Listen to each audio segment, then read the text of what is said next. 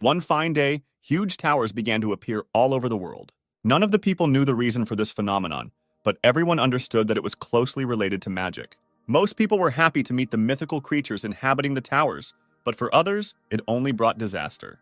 Terrible monsters from dungeons increasingly began to appear outside the walls of magic towers. To protect the world from their influence, the Chosen Ones began to study magical dungeons and clear them of monsters. To resist the terrible monsters inhabiting the magic towers, the Chosen Ones had to have superpowers. Over time, people started calling these chosen daredevils superheroes. Since childhood, the guy was fond of superheroes and did not miss a single TV show or news related to the Chosen Ones. The guy admired how superheroes used their abilities to help people. He really wanted to have superpowers and be famous all over the world, so he decided by all means to become one of them. To achieve his goals, the guy began to study hard, spending days and nights studying complex disciplines. The guy began his training with the simplest books that explained the basics of mana management. Every year he moved on to more complex books and scientific treatises, devoting a huge amount of time to studying them.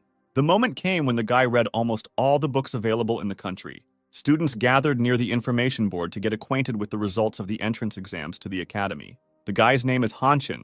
He does not hide his joy because he successfully passed the entrance exam and took first place. Hanshin managed to get into the academy. His childhood dream came true, and now he can become a superhero. Hanshin is studying at the university for the second year. He reads the letter carefully. The guy learns that he occupies 274th place in the table of ranks. Hanshin is losing a training match. He believes that there are obstacles in his way that cannot be overcome. Hanshin lacks the innate skills that superheroes have, and the guy decides to leave the academy.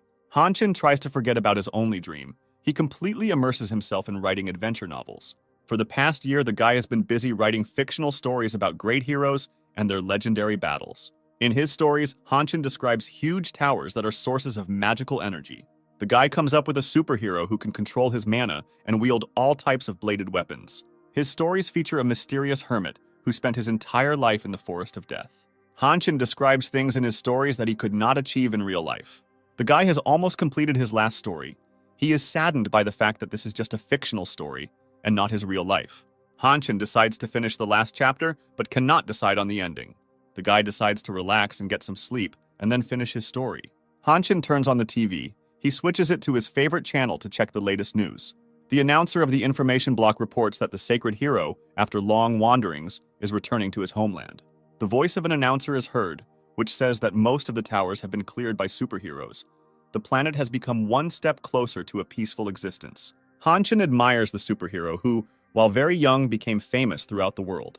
The guy wonders why he lacks the innate skills necessary to become a superhero. Hanshin is confident that he put in a lot more effort than everyone else. Frustrated, the guy falls on the bed. He believes that he needs to forget about his superhero career. Hanshin falls asleep soundly, at which time his computer on the table turns on. A program is launched on the computer that informs about the formation of towers with a similar setting from the guy's stories. The program on the computer reports that the new tower has been successfully created. The morning of a new day comes. Bright sun rays make their way into Hanshin's room. The loud voice of the announcer of a news program can be heard from the TV. The guy fell asleep, forgetting to turn off the TV. The announcer is alarmed. He says that an unprecedented event has occurred. 5 new towers have appeared in the country overnight. There is a live broadcast from the places where new towers have appeared. The reporter lists the names of the towers. Hanshin instantly wakes up from sleep. The names of the new towers completely repeat the names from the guy's stories. Hanshin has a hard time believing what is happening. He believes that perhaps he heard it. The guy goes to his computer to check the information. Hanshin is very alarmed. He sees that all the files with his stories have disappeared from the computer. The guy checks all the directories and folders, but cannot find files with stories anywhere. Hanshin stands motionless in the middle of the room. The voice of an announcer is heard, which says that today, the government has begun work to stabilize the situation. The guy still can't believe what happened. He assumes that he is sleeping and dreaming. A virtual screen appears in front of Hanshin, informing him that his stories have been used to create the towers. The guy is trying to calm down and pull himself together. He still can't believe what's happening. A virtual screen informs Hanshin that he is the true owner of the 7 towers and gains a unique dive skill. The guy cannot understand how new towers appeared with the names of characters from his stories. A virtual screen informs Hanshin that the dive skill has been successfully activated. Hanshin, being a simple person with no innate abilities, gains a unique class skill. The guy sits in front of the virtual screen, He realizes that having such a skill, he has the opportunity to become a superhero. Hanshin tries to use the dive skill, but his attempts do not lead to success. The virtual screen informs the guy that the activation attempt is impossible since the difference in characteristics is too great. Hanshin is very unhappy that additional conditions are required to activate the dive skill. The guy understands that in order to use the skill, serious preparation is needed. Hanshin heads to the store. He thinks that he needs to choose the goal of the dive, determine his emotions and character. The guy reaches for a package of quick lunch. He believes that first he needs to refresh himself, and only then continue to figure out how to use the new power. His deep thoughts are interrupted by the steps of an approaching girl. Hanshin slowly turns around. The guy sees a girl in front of him who tells him that she is very glad to see him. Hanshin recognizes the girl as his old friend, with whom he studied at the academy. The girl's name is Saren. She is a successful student and has unique skills in the world of ice. Hanshin became close to the girl while studying at the academy when he helped her with her homework at the request of her mother. The guy avoided communicating with the girl because he was afraid that she might know about his constant losses during training battles. Saren tells the guy that they haven't seen each other for a long time. She's interested in finding out what's new in Hanshin's life. The girl is sincerely glad to see the guy. She remembers her previous studies together at the academy. Saren tells the guy that he smells strongly of alcohol. The girl wonders why the guy drinks during the day. The girl believes that the guy has problems in his life. She asks about how his life and food work. Hanshin replies that everything is fine with him. He suggests changing the topic and asks the girl how her studies at the academy are going. Saren tells the guy that he is still remembered at the academy, as he was a very prominent student and showed great promise. The girl reports that there are rumors that the Guild of the Heavenly Palace tried to recruit the guy. The Heavenly Palace Guild is one of the 3 strongest guilds in the country, and it is difficult for ordinary students to get into it. Hanshin is surprised that he is still remembered at the academy after leaving. The guy says that he was pleased to meet an old friend, and it's time for him to return home. Suddenly, the entire surrounding area of the store is filled with Everton energy. Everton's energy flow is very strong. Hanshin is trying to concentrate and collect his thoughts. There is a stranger standing in the corner of the room. The guy notices him and makes the assumption that this man is a follower of demons. Hanshin tries to understand where the demon follower came from and what he could be doing here. Saren notices a change in the guy's behavior and asks him about the reason for his concern. A demon follower standing in the corner of the store begins to emit dark energy. The mysterious man is unable to stay on his feet and falls to the floor next to Hanshin and Saren. The girl sees the unconscious man and tries to approach him to help, but Hanshin orders her to stay put. The guy realizes that Everton's mysterious follower is starting to summon blood wolves. Dark energy creates a huge energy portal. Hanshin and Saren watch what is happening with alarm. Blood wolves, summoned by an Everton follower, begin to emerge from the energy portal. The blood wolves slowly emerge from the portal and head towards the store's visitors. Loud screams are heard. People run away in horror in different directions. They are pursued by bloody wolves. Shop visitors are very frightened. They want to leave the premises as quickly as possible. Screaming loudly, people run towards the exit. The unexpected attack of the blood wolves caused panic. This attack was organized by a group of demon worshippers who hate the 7 superheroes and are ready to do anything to achieve their goals.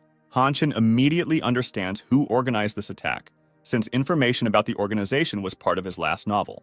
Saren sees a group of people cut off from the exit. She intends to immediately come to their aid.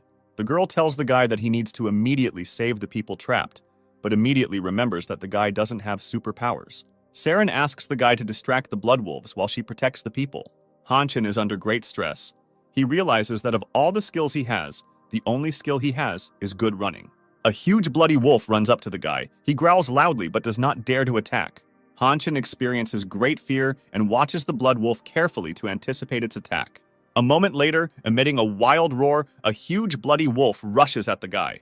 Hanshin deftly dodges him, but the wolf still touches him with his paw and inflicts a wound on his face. The guy realizes that without a weapon, he has no chance to resist the beast. He decides to use the sign standing nearby. Hanshin picks up the pointer and tries to hold back the bloody wolf.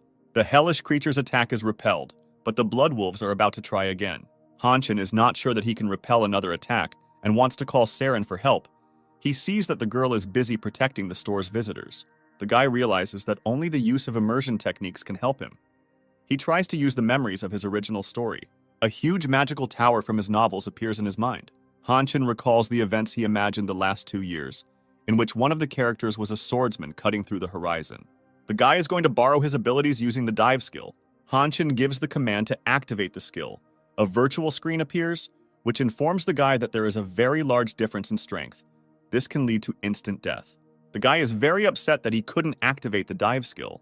He goes into a frenzy and tries to activate the dive skill again.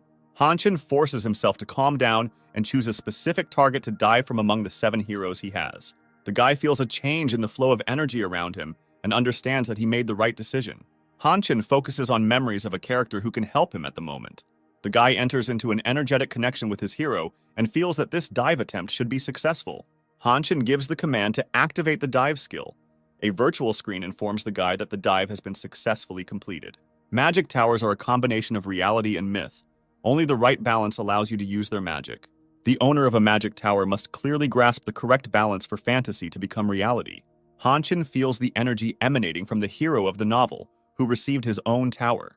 Having completed the dive, the guy has acquired the skills and strength of the chosen hero. He intends to destroy the Blood Wolves. Hanshin rushes to attack using the magical power of the Gate Guardian, who was mentioned in his novel. The Gatekeeper's job was to counter superior enemy forces with a small force. A huge bloody wolf lets out a loud roar and rushes to attack the guy. Hanshin uses the pointer. He uses it like a spear and delivers a series of precise blows to the aggressive beast. During the fight, the guy's punching power increases and his maneuvering skill is also activated. Using the acquired skills, Hanshin systematically destroys the Blood Wolves one after another. The leader of the pack of Blood Wolves remains alive. The guy is preparing to repel his attack. Suddenly, the leader of the pack turns around and tries to escape, as he realizes that he does not have the slightest chance of defeating the guy. Hanshin does not intend to let the leader of the Blood Wolves go. He throws a pointer at him, which overtakes the beast and destroys it. Saren uses his unique Ice World skill to save store patrons. The girl asks the people around her if anyone needs medical help. Saren thinks about Hanshin. She remembers that the guy has not yet awakened his magical skills. She is surprised by what she sees. The guy is standing surrounded by the defeated Bloody Wolves of Everton. At this moment, the diving skill is turned off, and Hanshin falls to the floor, exhausted. The guy is incredibly happy that he now knows how to use the dive skill. The virtual screen informs the guy that his body was not ready to withstand such force, and he will have to accept the energy return, which will cause severe physical ailments. Saren runs up to the guy. She is very worried about his condition and asks him if he is okay. Hanshin replies that he is fine, just experiencing severe muscle pain, since he has not had strong physical exertion for a long time. The girl is amazed at how the guy was able to repel the attack of the Bloody Wolves without any skills. Hanshin feels proud of himself. He was able to stop a whole flock of hellish monsters with his own hands. The girl believes that the training at the academy was not in vain for the guy. She does not yet realize that he has the diving skill. Hanshin realizes that he can use the immersion skill by using minor characters that match his level. The guy still cannot recover from the strong energy returns that continue to repeat after a short period of time. Hanshin decides that he needs to build up his stamina, and with these thoughts, the guy falls into a deep sleep. The loud ringing of the phone wakes up the guy, but he does not want to wake up and answer the call. After a while, the guy finally picks up the phone and reads the message that came to him. Hanshin makes a sharp move towards his computer to check the version that just occurred to him. The guy still feels very unwell due to energy kickbacks. Hanshin receives a huge number of messages on his phone. He understands that many people have become aware of the incident in the store. The guy sits down at his computer and sees that the news about the attack on the store is present on many information platforms. The news that Academy students saved people from monsters spreads across the internet with great speed. The guy answers Saren's call. She tells him that he has become a celebrity. Hanshin has dreamed of being a famous superhero since childhood, and he realizes that his life is beginning to change for the better. The guy's phone is constantly ringing and messages are coming in. All his old acquaintances want to meet him and chat. Hanshin believes that he needs to seize the moment. For him, the life of a superhero has begun. A guy is riding in a subway car. He is busy looking at breaking news on his phone. When magic towers first appeared, many superheroes rushed to conquer them. The most successful superheroes who were able to conquer the towers received rare and powerful skills, as well as world-famous popularity and millions of loyal fans. Hanshin reads that at the moment the difficulty of the towers has increased to an impossible level. It is extremely difficult to conquer the magic tower. The Swordmaster Tower is based on the stories of Hanshin. So far, no one has been able to enter the tower, not even high-ranking superheroes.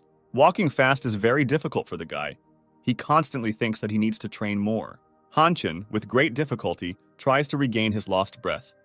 He reached the magic tower of the Swordmaster. The guy looks at the magic tower. Its majestic appearance makes him feel delighted. Hanshin approaches the large stone located at the entrance of the magic tower. he feels the energy of the 7 heroes. It's unusual for the guy to see words and phrases carved on stone, which he previously could only imagine in his imagination. The loud cry of a stranger distracts the guy from his thoughts. The stranger asks him to be careful.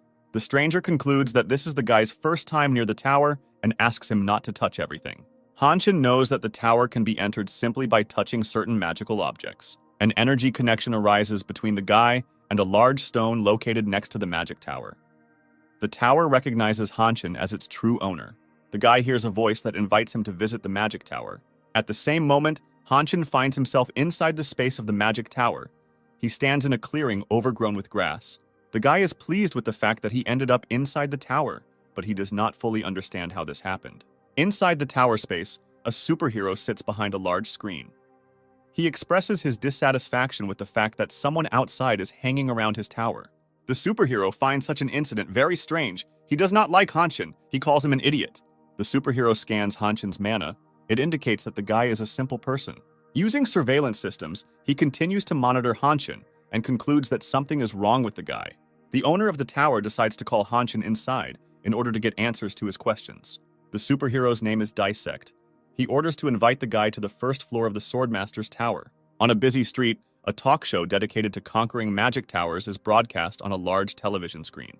Hanshin recalls how in the recent past, he made superhuman efforts to become a superhero. The guy took last place in the practical exam and was labeled a failure. A virtual screen appears next to Hanshin, informing him that he has been invited inside the magic tower. The virtual screen demands that the guy stop pretending to be a loser and go inside the tower. The owner of the tower lowered the difficulty level for entering the tower. This greatly interested Hanshin. The guy asks how the tower owner can change the difficulty level of the defense. Hanshin realizes that Dissect may be very different from the character he created. He recalls the story of his fictional hero who, with the help of his teacher, awakens mana, defeats his enemies, and becomes a famous superhero. In the past, he could not imagine that he would be able to talk to the main character of his book. The guy remembers what other options there might be in order to penetrate the tower. A loud scream distracts him from his thoughts. A huge majestic dragon hovers in the sky above the guy. Hanshin looks at it with fascination. The guy remembers that disaster-class monsters should appear in 50 minutes. Hanshin decides to start doing something. If he remains in place, he will certainly die. To begin with, Hanshin is about to understand where he is. He feels the wet soil of a grassy meadow under his feet. The guy examines the space around him. He sees a large number of incomprehensible pieces of wood. Hanshin picks up one of the pieces of wood from the ground and looks at it carefully. The guy understands that these are fragments of wooden swords that are used for training. Hanshin continues to look at the fragments of wooden training swords and remembers the first chapter of his novel. The guy remembers that the tower in which he is located was the place where the untalented boy awakened his talent. Hanshin picks up a piece of wood and makes a wooden training sword. The main character knows that the opening part of the novel will take place in the tower, so he begins intensive training. The guy hopes that in the near future, he will be able to penetrate the first floor of the magic tower. At times, the main character has doubts. Even though the towers were created based on his novel, he is not confident in the successful completion of the mission. Hanshin understands that the more he doubts, the less time he will have. The guy thrusts his wooden training sword into the ground with all his might. The main character holds his wooden sword tightly. He feels that the sword has rested against something. Hanshin pulls out a wonderful plant from underground that can permanently increase magical power by 1 level. The guy looks around and notices that there is a large concentration of a very rare magical plant around. He does not intend to waste time and begins to greedily eat the woven coconut fiber. The magical plant not only looks terrible but also tastes disgusting. Despite the terrible taste, the guy finds strength and continues to eat woven coconut fiber. The virtual screen informs the main character that there are 45 minutes left before the monsters appear. Hanshin tells himself to pull himself together. He needs to continue eating the disgusting tasting plant in order to stay alive. The guy experiences nausea and severe stomach pain. He cannot remember how many plants he ate. Hanshin feels that his perception of mana has increased, but the guy's physical condition is extremely unstable. The main character has accumulated enough mana. Now he needs to transfer it to the sword, as the hero of his novel did. Dissect, sitting on a large throne inside the tower, watches Hanshin in surprise. She is surprised that the guy knew about the existence of a magical plant. Dissect suspects that the guy has information about the magic tower, since it is impossible to accidentally guess the existence of the plant. Hanshin concentrates magical energy. He begins to remember his novel. A young magician girl's name is Alice. One day she lost all her partners during an unsuccessful raid on demons. Alice met Dissect and taught him mana control, since the guy at that time could not use it correctly and was harming himself. Alice constantly helped the people around her, and over time she became Dissect's first teacher. Hanshin chooses Alice and plans to use her for the next dive. The guy raises his wooden training sword high above him and fills it with magical energy. With great force, he thrusts the wooden training sword into the ground, a huge whirlwind of energy surrounding the guy. Hanshin shouts loudly, using magical energy. He summons the dive skill. The surrounding space is illuminated with flashes of energy. The immersion into a high-level magician has been successfully completed. Dissect watches Hanshin carefully. He jumps out of his chair in surprise. He feels a familiar energy. Dissect can't figure out who the guy is. He senses his teacher's mana. Hanshin slowly clears mana and directs it from the heart to the fingertips and then into the sword. The magical flow of mana begins to get out of control. It is greatly depleted. Dissect continues to be surprised by the guy's skills. He sees how he tries to use mana control. The guy hears a voice warning that further manipulation of mana can lead to death. Hanshin realizes the seriousness of the threat. He understands that the movement of mana can lead to abnormalities in the body. The guy continues his magical manipulations. He does not want to humbly await his fate. Hanshin experiences severe overloads. With the help of monstrous efforts, he maintains control over his mana. The energy funnel surrounding the guy disappears, the wind subsides, and an oppressive silence sets in. Hanshin has lost a lot of strength. He is bent over, holding onto his wooden training sword. The TV presenter of the talk show is reporting live from the scene. She greets her regular viewers. The TV presenter says that near the Magic Tower, there are many superheroes who decided to try their luck. She reports that over the past 2 weeks, no one has been able to get inside the tower. A girl approaches a random superhero and asks him for permission to interview her. The TV presenter asks the guy what he thinks about the difficulty of entering the new Magic Tower. The girl wonders if anyone will be able to get inside the tower today. The guy reports that he knows that the tower is somehow connected with combat swords. He says that soon he will have more information, and he will be able to clear the new Magic Tower without much effort. A message arrives that the first floor of the tower has been cleared, so the passage to the Swordmaster's Tower is temporarily blocked. Those present were very surprised. They do not understand who was able to do this and when. The operators are discussing among themselves the unexpected clearing of the first floor of the tower. They believe that a mysterious and very powerful newcomer has appeared among the superheroes. The operators say that something is happening near the entrance to the tower, and if you have time, you can get an exclusive interview. The girl hears their conversation and orders them to quickly run to the entrance to the Magic Tower. The talk show host is in a hurry. She does not notice Hanshin lying in her path and steps on him. The girl looks at Hanshin attentively. She is very surprised by the guy's complete lack of reaction. The talk show host does not understand whether the guy is sleeping or unconscious. The operator's voice is heard asking the girl to hurry up. The talk show host apologizes to the guy and continues her run. The main character gradually begins to come to his senses. He gathers his strength to get up. Upon regaining consciousness, the first thing he discovers is that he is outside the tower, which greatly surprises the guy. Hanshin doesn't understand why he is outside the tower, since he cleared the first floor. The main character clearly hears Dissect's voice. He is surprised that the owner of the tower can communicate with him outside of it. Dissect tells the guy that he can communicate with him both inside and outside the Magic Tower. The owner of the tower watches the main character. He is amused by the surprised appearance of Hanshin. A virtual screen appears in front of the guy, which informs him that Dissect can only talk to him outside the tower. The virtual screen tells the guy that Dissect is very interested in the show he put on inside. Dissect requires the protagonist to immediately reveal all his cards and inform him of who he really is. Hanshin replies that the time has not yet come for this. He says that he was glad to meet Dissect and promises to see him later. Dissect informs the main character that he will not leave him alone and is going to follow him. Hanshin reacts surprisingly calmly to this news. He believes that Dissect cannot be dissuaded. The guy is at home. He lies in bed and thinks that Dissect has an extremely stubborn character. Hanshin rested a little. He slept well and he feels much better. All the events that happened in the tower are perceived by the guy as a dream. But he looks at his palm, emitting magical energy, and realizes that this is not so. Hanshin watches with surprise the changes happening to his body. He does not understand what is happening to him. The main character's body is overflowing with mana. He is going to immediately check the characteristics. Hanshin's mana increased 6-fold, and his strength, agility, and endurance increased. The guy carefully reads the information on the virtual screen. He is happy that he has acquired 7 new skills. The voice of Dissect is heard, telling the guy that he has improved quite well lately. Dissect asks the main character to check the stat window, as it gave him more than just skills. Hanshin learns that his mana limit has been completely removed, and his sensitivity and control have also increased. The guy jumps out of bed in joyful emotions. The voice of Dissect is heard, which reports that he expected such a reaction. On the territory of the academy, there is a huge inspection and testing center. The guy passes through the turnstile unhindered, since his old study pass is still valid. Dissect's voice can be heard praising the guy for deciding to immediately train immediately after clearing the first floor. Hanshin is not going to train. He intends to test his new combat capabilities. The guy is closely watched by a man standing in the corner of the room. He feels extreme hostility towards the main character. Hanshin manages to dodge the object flying at him in the last fractions of seconds. Someone threw a can of soda water at the guy with great force. The force of the throw was so strong that it flattened the can. From the depths of the room, Hanukil approaches Hanshin. He asks the guy where he has been hiding all this time. The main character does not enjoy the presence of Hanukil, who constantly ruined his life during his studies. Hanukil makes offensive jokes about the guy. He doesn't mince words. Hanshin thinks about why, out of many people, he met Hanukil today.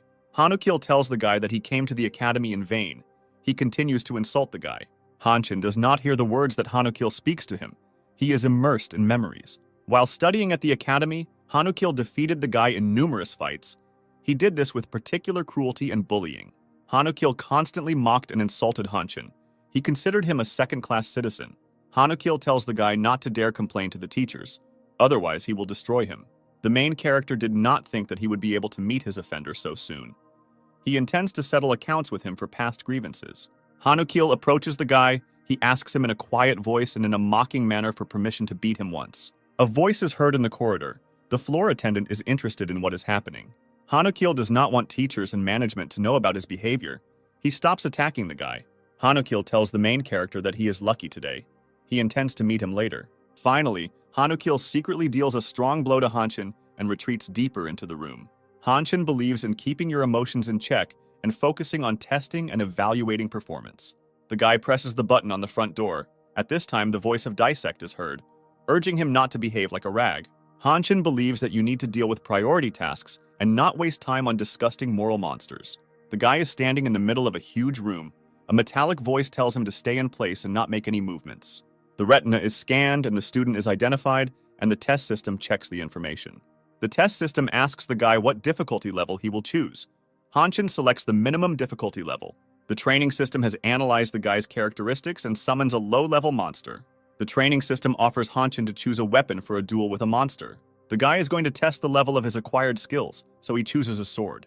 Hanshin is pleased with the skills he has acquired. The sword lies comfortably in his hand. The guy does not feel its weight. The main character's body has acquired excellent mobility. He feels light and confident. Hanshin is eager to engage in battle with the monster. He hopes that the fight will bring him pleasure. The monster rushes to attack the guy. Hanshin cuts the training monster in half with a sharp blow. The guy cannot hide his joy. He defeated the training monster in a few seconds and set an academy record. Hanshin's next opponent is a more serious monster, a third-level wild stone wolf. The students present, located in the main hall, carefully watch the guy being tested using a large screen. Hanukil turns his attention to the noise and excitement near the screen. He becomes interested in what is happening there. The test is closely monitored by a teacher named Pomchun. He is a zero-generation superhero with a lot of skills. Hanukil approaches Pomchun. He says that he has long dreamed of becoming his student and asks to watch a video of his fights. Teacher Pomchun replies that it will be difficult since he has just discovered an interesting guy.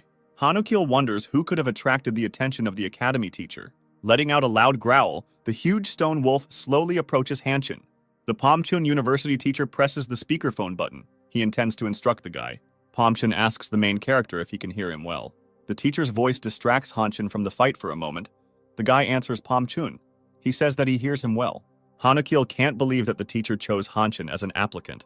He asks Pomchun not to rush into choosing. Pomchun did not have time to turn off the speakerphone button. The guy listens carefully to the teacher's dialogue with Hanukil. The university teacher is pleased with Hanshin's actions and considers him an interesting and promising candidate. In the next room, a survival test is taking place. The student must survive in extreme cold for 7 hours. The test room can manipulate a person's feelings and can instill great fear. Most subjects experience intense fear, which prevents them from passing the test, but Hanshin does not respond to suggestion. The academy teacher notices that the guy is not the least bit scared and is not trying to escape. Hanshin is preparing to repel the attack of the stone wolf. The guy intends to pass today's test with an excellent result. The academy teacher presses the speakerphone button. He intends to find out who the guy is, a desperate daredevil or a fool. Pomchun asks the guy over the speakerphone whether he can hear him well and asks him to answer him. Hanshin cannot clearly hear the teacher's voice. He does not understand what he wants to tell him. Pomchun advises the protagonist to approach the stone wolf to see its weak point. This time the guy heard the teacher's words well. He is going to follow his instructions. Hanshin does not want to provoke the stone wolf into a premature attack, so he approaches it very slowly. When the guy reaches the required distance, he rushes to attack the monster. Hanshin delivers a series of slashes at the stone wolf, but the beast manages to dodge them. The guy intends to find a weak spot in the stone wolf's energy defense. A moment later, he discovers a gap in the energy protection located on the back of the monster's neck. The guy begins to approach the stone wolf to deliver the decisive blow. Hanshin hopes that he has correctly identified the weak point in the enemy's defense. The guy rushes at the stone wolf to hit his weak spot with all his might. The stone wolf counterattacks the guy. Hanshin meets him with a sharp blow from his training sword. The students and the teacher are in front of the screen. They praise and admire Hanshin. Hanukil cannot believe his eyes. He is very surprised by Hanshin's skills and begins to hate him even more. Pomchun's teacher sees the guy's reaction and asks if he knows Hanshin. Hanukil answers the academy teacher. He says that he knows the guy a little, since in the past they studied in the same course. Hanshin is a little tired after the training match. He hears Daisek's voice, which says that the guy showed himself well for a beginner. The main character cannot understand whether Daisek is praising him or subtly mocking him. Hanshin thinks that the pause in training has greatly weakened him. He plans to study a lot in order to use immersion more effectively. The guy remembers Dissect. He hopes that communicating with him will not make his character just as nasty. Hanshin's thoughts are interrupted by a loud voice, someone calling him by name. Opposite the guy is Pomchun. He says that it was he who spoke to him on the speakerphone. Hanshin greets the academy teacher and asks him who he is. Pomchun introduces himself to the guy and tells him that he is a teacher at a secret department. The main character tells Pomchun that he used to study at the academy, but was forced to take a leave of absence. Pomchun asks the guy which teacher taught him so well. Hanshin replies that the teachers did not give him much. Most of the time he studied on his own. Hanukil is always behind the teacher. He is silent all the time and listens carefully to the conversation. Pomchun says that there is no need to be offended by teachers, since they are different, and informs the guy that from today he will study with him. Hanukil falls into a state of intense rage. He cannot come to terms with the fact that Hanshin will be enrolled in the secret faculty instead of him. Hanukil considers this decision of the teacher unfair, since he wields a sword much better than many. He is one of the strongest students in the academy and has sports ranks in martial arts. In addition, Hanukil is one of the few who masters the rare technique of fighting with a spear. Pomchun tells the main character that he can teach the guy anything he wants. The offer from the academy teacher caused Hanshin joy and surprise. The guy was unable to contain his emotions. Hanshin assumes that the teacher at Pomchun Academy is proficient in all skill classes. The guy thinks about what great prospects will open up for him if Pomchun starts teaching him.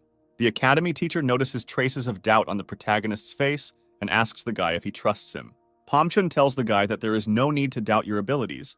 You need to be confident to achieve victory. A university teacher is going to do a test to see what suits Hanshin best. Pomchun uses his superhero gaze skill to get into the guy's mind and get information about him. Hanshin feels like a university teacher is trying to invade his mind using magical skills. The voice of Dissect is heard, telling the guy not to stand still like an idol and resist outside influence. Hanshin is unable to resist the experienced master. He feels Pomchun slowly sinking into his mind. The university teacher gains control of the guy's energy channels and reads the characteristics of his mana. The information received greatly surprises Pomchun. He cannot believe that the guy has the most ordinary magic. Pomchun finds this very strange and decides to go ahead and do a deeper scan. Hanshin is completely paralyzed. He cannot move and begins to choke. The guy wants to kick Pomchun out of his mind. Hanshin's mana activates. It begins to protect him. The guy performs a counterattack. Teacher Pomchun instantly senses it. Hanshin repels Pomchun's attack and directs the energy of the superhero's gaze towards the teacher. Pomchun considers the guy an interesting and promising young man. He once again invites him to be his student. Hanshin accepts the offer and tells the teacher that it is a great honor for him. Pomchun is pleased with the guy's answer. He says that Hanshin will achieve great results under his leadership. The main character and Pomchun exchange jokes, while Hanukil, standing to the side, looks at them with anger and hatred. Hanukil is full of hatred towards others. He believes that he tried harder than anyone, but those around him pay attention to Hanshin. He believes that fate is unfair to him. The teacher took Hanshin to study, not him. The next day comes, Hanshin is sitting at the computer in his small, cozy apartment. The guy remembers the eventful day yesterday and thinks about how his life has changed recently. The Pomchun teacher recommends that the guy take a good rest, since he will not have time for this during training. Pomchun tells the guy that education and training can only be stopped by death. The guy remembers the words of the academy teacher and realizes that severe trials await him. Hanshin decides to take a break and check out the latest news. His attention was drawn to a message about an alchemist competition in which the main prize would be an unknown mineral. Dissect, being in the magic tower, watches the guy and learns about the alchemist competition. Dissect recognizes the magic stone bastium in an unknown mineral. Hanshin recalls that bastium is a rare ore from the era of destruction that was present in his novel. The bastium is an ancient artifact and serves as proof of the existence of a god. The secrets of the magical mineral were strictly guarded by selected priests. The imperial family valued it very much. Every year they invested heavily in increasing its reserves. In the novel that Hanshin wrote, the magic stone was a very rare material. There was no more than 30 kilograms of it in the entire world. The guy knows that one of the secrets of bastium is that it looks like an ordinary stone. Very few can recognize it. Dissect is extremely dissatisfied that the prize at the alchemist competition is such a priceless artifact. Hanshin thinks that in his novels he simply made up this mineral and never really understood it much. Dissect tells the guy that he must get the priceless magic stone at any cost. With less than a week left before the start of the competition, Dissect suggests not wasting time and starting training. The voice of Dissect is heard, telling the guy that he needs to learn how to create magic potions in a short time. Magic potions are widely used in medicine, martial arts, and everyday life. Their creation is an extremely complex and very time-consuming task. Students attend classes for years to learn how to make even low-level potions. Using the skill of immersion, Hanshin spends days training and making magical infusions. With the help of Imperial Alchemy, he finally manages to create a first-level magic potion. The guy looks around. He notices that a large number of high-level students are taking part in the competition. Among the many participants in the competition, Hanshin sees famous students. One of them is Ronald. His father belongs to an ancient, powerful dynasty of masters. Hanshin thought that no one would be interested in the unknown stone, but he forgot about the masters. Superheroes collect a variety of rare materials in towers and dungeons. They bring them to masters who, using their knowledge and skills, create magical objects. Only 40 people receive the title of artisan. Among them, there are 8 of the best, who are called masters. Hanshin begins to doubt his victory and thinks that he came to the competition in vain. Dissect's voice is heard ordering the guy to stop whining. Hanshin decides to take a potion to improve his tone. The guy is unable to calmly drink the potion as a loud voice distracts him. Ronald approaches him. He says that he has not seen Hanshin here before and asks what kind of potion he is using. Ronald looks at the guy arrogantly. Hanshin's voice is heard, which says that this is a simple remedy for fatigue. Ronald carefully examines the main character and comes to the conclusion that Hanshin is a simple student from a poor family. Ronald expresses the opinion that it is necessary to tighten the requirements for participants and prohibit mediocrities and beggars from participating in the competition. Hanshin believes that after such an insult, he needs to win the competition at any cost. The alchemist competition begins. The main character hears the voice of Dissect, which demands that he wipe Ronald's nose. The participants begin making magic potions. They are in a hurry and fuss, since only 2 hours are allotted for the competition. Ronald is pleased with the organization of the competition and appreciates the quality of the ingredients and the technique provided by the organizers. His attention is drawn to Hanshin. The guy is standing motionless near the table with the ingredients. It is clear that he is in no particular hurry. Hanshin activates the dive skill in order to win the competition. Ronald calls the guy an idiot. He believes that he needs to move quickly in order to have time to collect quality ingredients and prepare a magic potion. He considers Hanshin a failure and intends to ignore him. In the huge guest room, workers are installing complex equipment. They plan to install a gravity control magic circle to concentrate mana as soon as possible. The girl says that the new student must be very talented, since ordinary gyms do not install such a number of magic circles.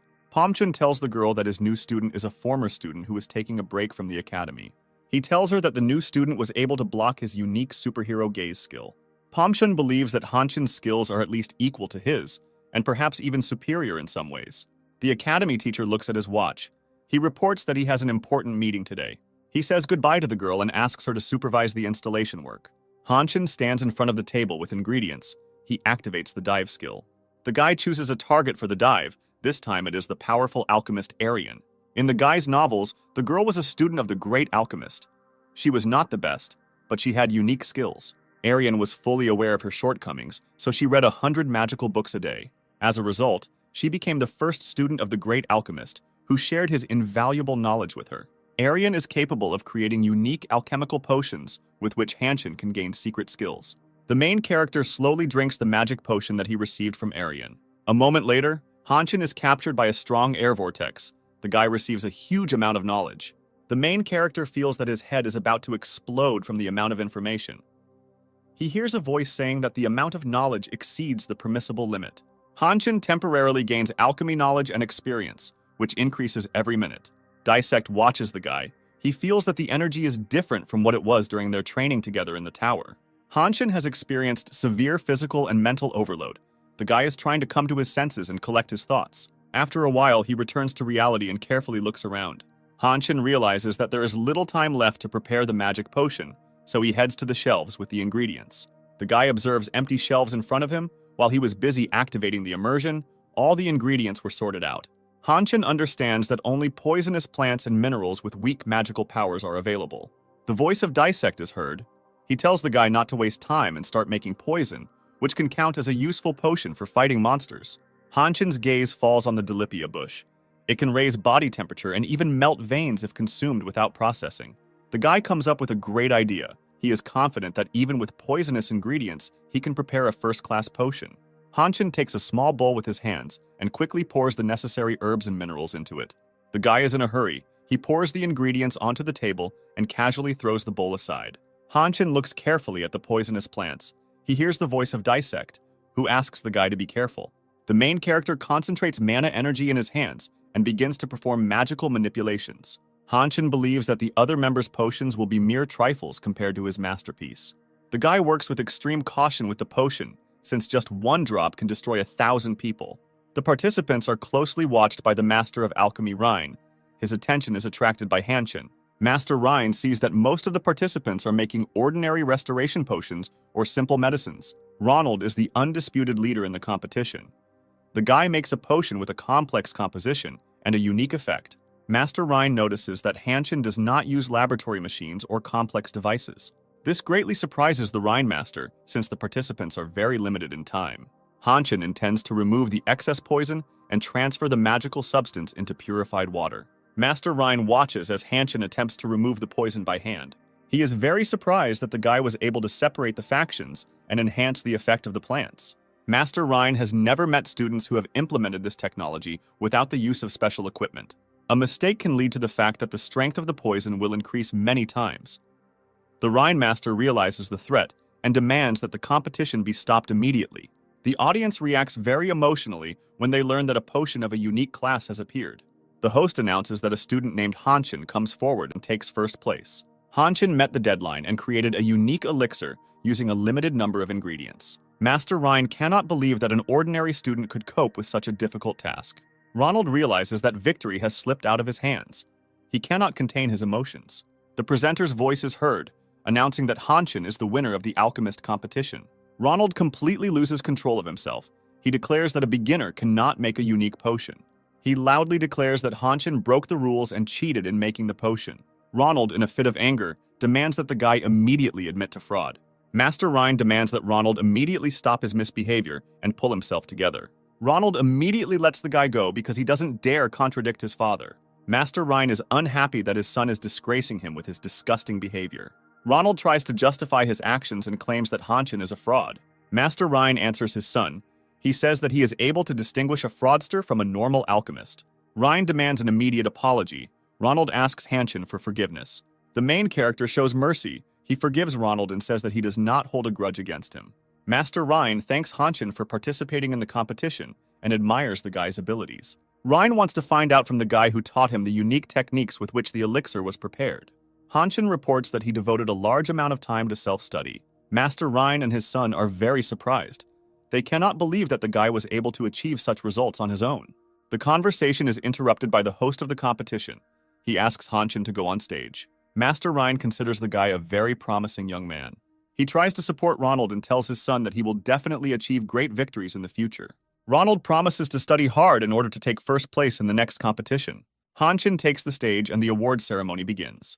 The Pomchun Academy teacher is pleased with his new student and gives him the championship cup. Hanshin is incredibly happy to receive the championship cup from the hands of his new teacher. The main character and his new teacher are sitting on the veranda of a cozy cafe. They are discussing the past alchemist competition. Pomchin is very surprised by the level of knowledge that the guy acquired through self-study.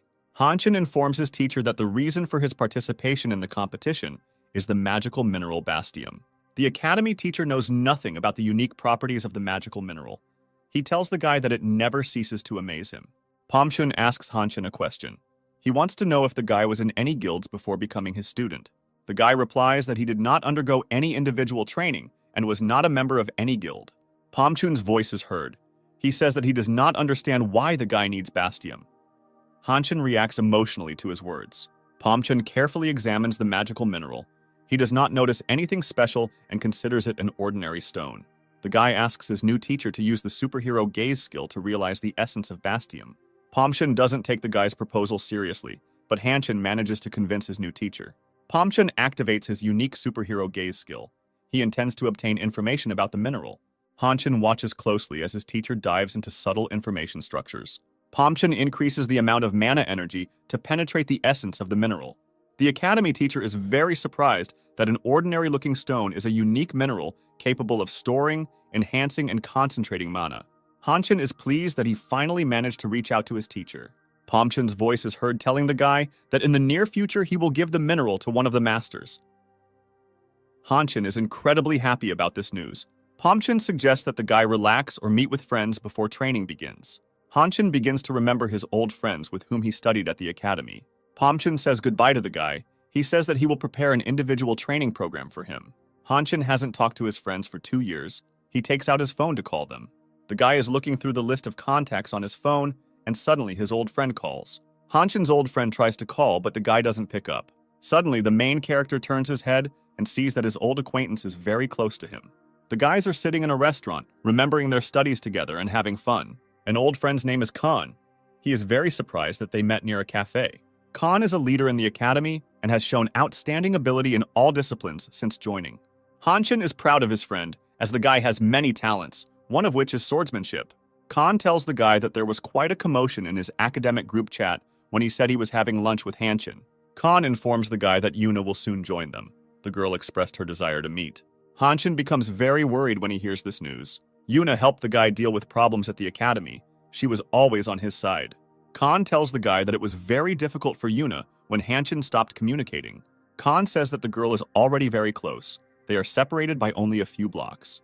Hanshin begins to feel the presence of Everton's energy. The energy belongs to the type of curse. The guy has a bad feeling and intends to free the girl from Everton's curse. Hanshin begins to feel the distortion of mana more and more. He asks his friend about it. The silhouette of a girl appears in the doorway of the cafe. She begins to move towards the table at which the guys are sitting. Yuna approaches the guys. She greets them and says that she is glad to see them. The guys look at the girl carefully. Hanshin clearly feels the impact of Everton's energy. The warm morning sun brightly illuminates the main building of the academy, and classes begin there. Hanshin slowly makes his way to the central library, deeply immersed in his thoughts. Near the stairs, a guy notices a group of students discussing the results of a written exam. Hanshin passes by the students. He accidentally slightly touches one of them.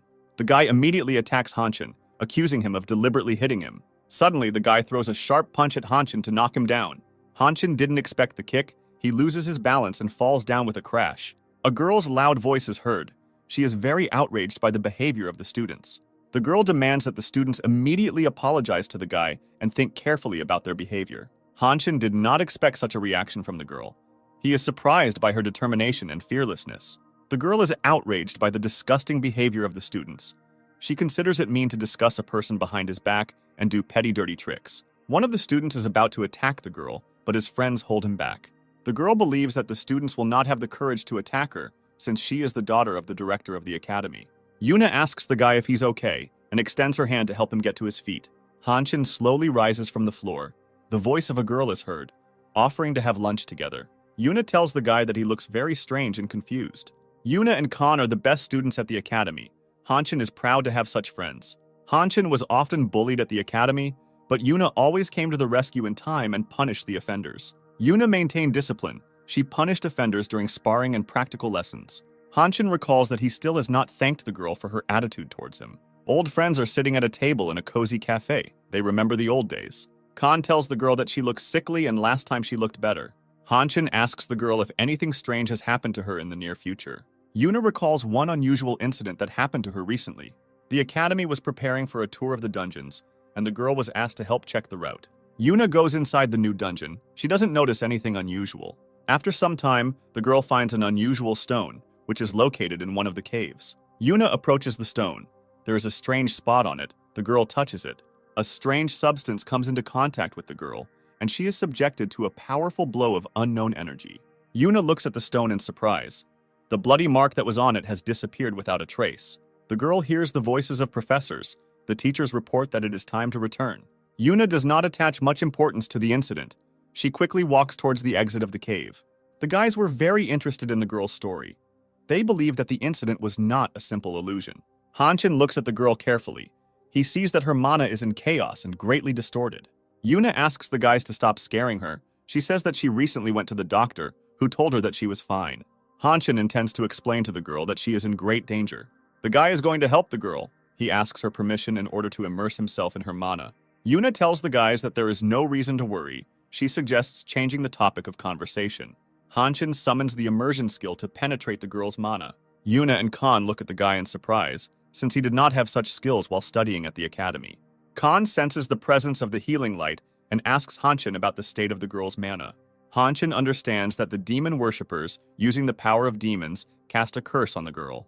The protagonist successfully activates the immersion, this time using the image of a minor priest he created in one of his novels.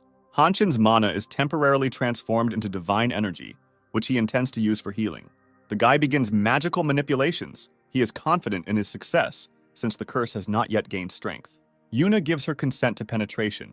Hanshin's voice is heard, asking her to be patient for a while. The main character structures divine energy and directs it to the girl's central energy meridian. Streams of divine energy envelop Yuna, creating a glowing aura around her. The energy that distorted the girl's mana has disappeared. Kan admires the guy's techniques. Hanshin says he is happy to help his old friends, who have done so much for him. Kan asks the guy how he was able to control the healing light, since he had no skills at the academy. He is very happy for the main character, since he now has awakened skills. Yuna is also sincerely happy for the guy. She knows that the lack of skills made Hanshin's past life unbearable. A girl's voice is heard asking Hanshin when he will return to the academy. The guy tells her that he has a personal teacher. Yuna and Kan want to immediately find out who the new teacher is. The guy replies that for now he cannot say who his new teacher is. Hanshin apologizes for not being in touch for a long time. He tells the guys that they are his best friends. Yuna tells the guy not to worry about it. She is happy to see that Hanshin is doing well. Kan asks the guy not to get lost in the future and to get in touch regularly. Hanshin is extremely happy to meet his friends after a long separation.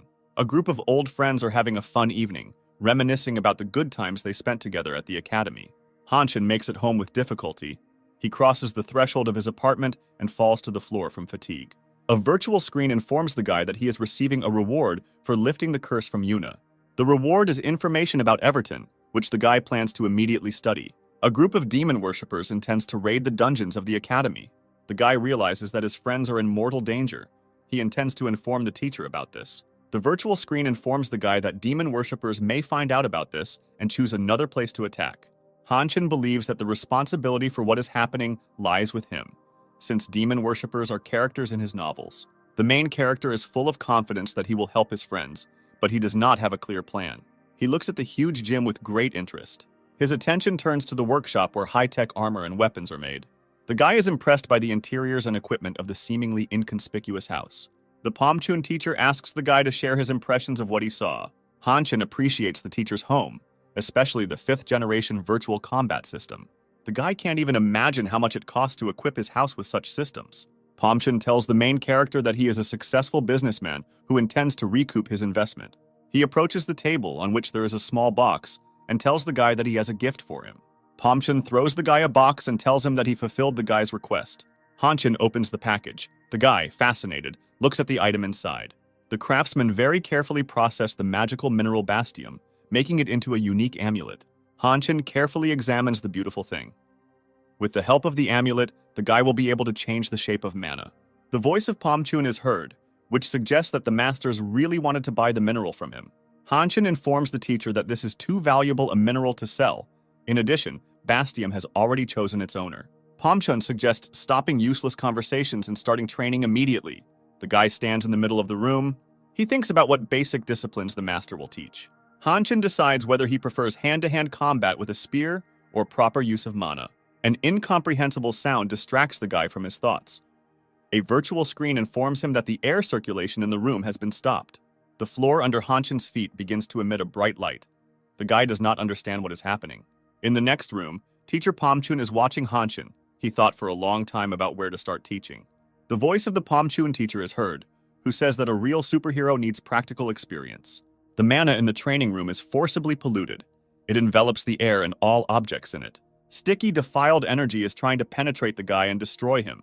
Hanchen falls to the floor. The guy feels like he is in a swamp. He cannot move his body. Pomchun tells the guy to hold on, saying that he needs to get used to the pollution before going into the dungeon. With the help of a test, Pomchun's teacher wants to find out what skills the guy is hiding from him. The corrupted energy continues to paralyze Hanchen's muscles, making him unable to breathe. Pomchun is pleased with how Hanchen is resisting. The guy concentrated and stabilized his breathing. The dungeons of the magic towers have a unique ecosystem, which is a convenient environment for monsters. The air of the dungeons has a complex composition, and if a person dies in the dungeon, it leaves an energetic trail of fear and suffering that pollutes the dungeon. Hanchen resists the effects of pollution for 55 minutes. The guy remembers that the tower had automatic purification, so he had not encountered such energy before. Hanchen thinks that he will not be able to withstand the powerful impact only with his persistence. Pomchun sees that the guy's strength is running out. He hopes that Hanchen will soon show his hidden skills. The teacher fails to find out the guy's secret. Hanchen remains inside the training room for a long time without using his abilities. The main character believes that he can't take it anymore and says that he intends to use his unique abilities. Pomchun hears him clearly. The teacher reacts emotionally to the guy's words. Hanchen tells the teacher that he did not intend to use his unique skills. Pomchun's voice is heard, asking the guy why he hasn't used his skills for an hour. Hanchen laughs loudly. He saw through the teacher's plan and tells him that he should have just asked about the hidden skills. This makes Pomchun very irritated. He tells the guy that the tower dungeon is no joke. The main character hears Daisek's voice, which tells him that without his help, the guy would not have lasted even a minute. Daisek notices that after the test, the guy's superhero mana has improved a lot. Hanchen feels an extraordinary lightness in his body. The transformation of mana allows him to concentrate the energy ball. Pomchun has finally achieved his goal. He carefully watches how the guy uses his unique abilities. Hanchen is going to get rid of filth through a purification ritual. The guy is thinking about which hero from his novels he should use for immersion. Hanchen uses the minor priest to immerse. His mana is temporarily converted into divine energy. The skill is successfully activated. Hanchen is under the reliable protection of divine energy. The younger priest protects the guy. The sacred energy quickly heals his body. Teacher Pomchun believes that using this skill, the guy will soon lose consciousness. Pomchun is very surprised. The guy continues to remain conscious. Hanchen notices his teacher's reaction and asks why he is surprised. Pomchun can't take his eyes off the main character. He's never heard of this or seen anything like it. Having managed to hold out for more than 4 hours, the guy became very weak and lost consciousness. Teacher Pomchun is proud of his student. He believes that his potential exceeds the highest ranks. Pomchun begins to doubt that Hanchen is a person. The guy asks his teacher if he passed the test. Pomchun tells the main character that he greatly admires the way the guy uses his skills. The teacher comes down from the observation room. He goes to Hanchen and informs him that sword training will now begin. Hanchen is very surprised. The teacher did not give the guy time to rest and recover. Pomchun tells Hanchen that he will use his swordsmanship to its full potential. The guy is not good at sword art, so he asks the teacher to reconsider his decision. Over time, Hanchen notices that the rigorous training regimen gives good results. He has acquired excellent physical shape and feels good. The academy's management has planned a trip to the dungeon, which is located in the Tower of Light. Hanchen believes that students have nothing to worry about, as the squad will have security and high-level teachers. Lately, the guy has been training a lot, not only his body, but also his ability to control the flow of mana. Understanding alchemy also benefited the guy. He was able to organize a small business. Hanchen uses a mobile banking application. The guy made good money selling his mid-level magic potions. The main character visits a specialized store. He is interested in the artifact storage department. Swords of extremely rare rank attract his attention, but the amount of money earned is not enough to purchase an artifact. With the money received from the sale of potions, the guy purchased high-quality uniforms and weapons. Hanchen reflects on his life as a superhero. It is hard and dangerous, but has many pleasant moments. Suddenly, there is a phone call from Pomchun. The guy is alarmed by the fact that the teacher never called him at this time. Hanshin answers the call. The teacher tells the guy that he will be absent for a while, as he is going to go to the dungeon. The association asks teacher Pomchun for a favor. He goes to the dungeon as the general manager. Hanshin tells the teacher about his great desire to visit the dungeon. Pomchun refuses the guy, citing that this dungeon is very dangerous. Hanshin continues to beg the teacher to take him with him. The guy tells the Pomchun teacher that he is not currently a student at the academy, so he cannot visit the dungeon. Pomchun decides that the guy could use some experience and agrees to take him with him, provided that he doesn't leave his side. Hanshin is pleased with the teacher's decision. Pomchun's voice is heard from the phone, who says that this will be additional training, not entertainment. Hanshin is chatting with Yuna in a study chat. The girl is surprised that the guy will be present on the excursion to the dungeon. Hanshin and Yuna continue to chat. They are looking forward to the start of tomorrow. The voice of a demon worshipper is heard asking if the girl really fell into a trap. A mysterious demon worshipper reminds us of the importance of the upcoming operation. A man in a robe approaches the magic circle. The leader of the ritual asks him if everything is ready. The demon worshipper says he has prepared the seeds, and when people let their guard down, he will activate them. The leader of the ritual informs the stranger that if he fails the task, he will pay with his life. The demon worshippers begin their hellish ritual, and their ominous prayer is heard. The next morning comes. Hanshin arrives at the appointed meeting place. The guy wants to get into the dungeon so badly that he arrived at the meeting place earlier than the appointed time. With her touch, the girl distracts the guy from deep thoughts. Hanshin turns around sharply and sees Saren in front of him, in a great mood. The guy greets the girl and asks her what she is doing here. Their conversation is interrupted by Yuna and Khan approaching. They loudly greet the guys and say that they are glad to see them. Khan asks the guy a question about how he ended up on the excursion, because only full-time students have the opportunity to participate in the excursion. Hanshin informs the guys that this is the decision of his individual teacher. This surprises those around him. Suddenly, Saren's attention is attracted by an approaching man. The girl looks at him in fascination. The students are approached by teacher Pomchun, who is a very famous and respected teacher among the students. Hanshin's friends are thrilled that teacher Pomchun will be accompanying them. The main character doesn't want his friends to know that Pomchun is his new teacher. The guy is under a lot of stress. He doesn't want to be the center of attention. Teacher Pomchun is puzzled by the guy's reaction. He doesn't understand why he pretends like he doesn't know him. Hanshin invites his friends to meet his new teacher. Saren cannot contain her delight. She is incredibly happy that her friend is studying with the legendary teacher. Khan is very surprised that Hanshin hid the name of his new teacher. The excursion group enters an area called the Night of Screams. The students and the teachers accompanying them feel how the infected energy begins to suppress them. Khan tells Yuna that this dungeon is very different from her stories. Yuna has a strange feeling. She is going to tell the professors about this. The excursion group moves deeper into the zone. The voices of students are heard discussing the level of difficulty of the dungeon. Saren tells Hanshin that she is becoming very scared. She invites the guy to stick together. The excursion group included Hanukil, who still cannot come to terms with the fact that Hanshin is a student of the great teacher. Hanukil carefully watches Hanshin and his friends. He has a fierce hatred for the main character. Hanshin recalls which of his novels featured an area called the Night of Screams. A wild, loud roar is heard, which makes the guy terrified. The blood in his veins groans from the hellish sound. Hanshin senses a large number of strange creatures approaching the excursion group. Everyone in the group starts seeing them. Pomchun orders everyone to calm down and stay together. Students form a dense magic circle. They hear the voices of strange creatures who want to devour their internal organs. Hanshin realizes that he has little time. He frantically tries to remember the chapter of his novel in which strange creatures were described. The teachers draw their swords. They prepare to repel the attack of vile creatures.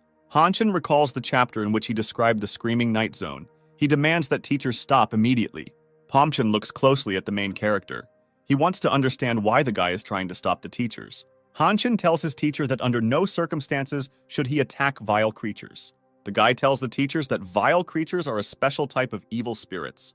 Hanshin states that despite the terrible vile appearance of evil spirits, they will not harm anyone. Evil spirits are attracted by the warmth of people and the beating of their hearts. They surround students and teachers, but do not dare to attack them. Pomchun asks the main character how he is confident that evil spirits will not attack them. The voice of Hanshin is heard. The guy says that if you attack evil spirits, then all the dead people in the forest will join them and will haunt them until their death. Hanshin tells his teacher that he read about this in ancient magic books. The guy is trying to stop the attack of one of the teachers. He does not intend to listen to a simple student. Pomchun uses the superhero look skill.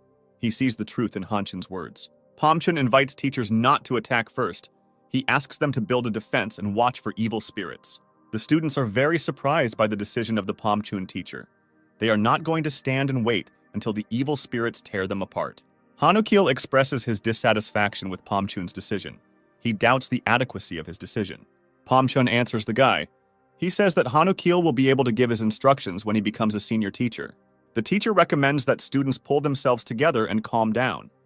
He made his decision based on extensive experience.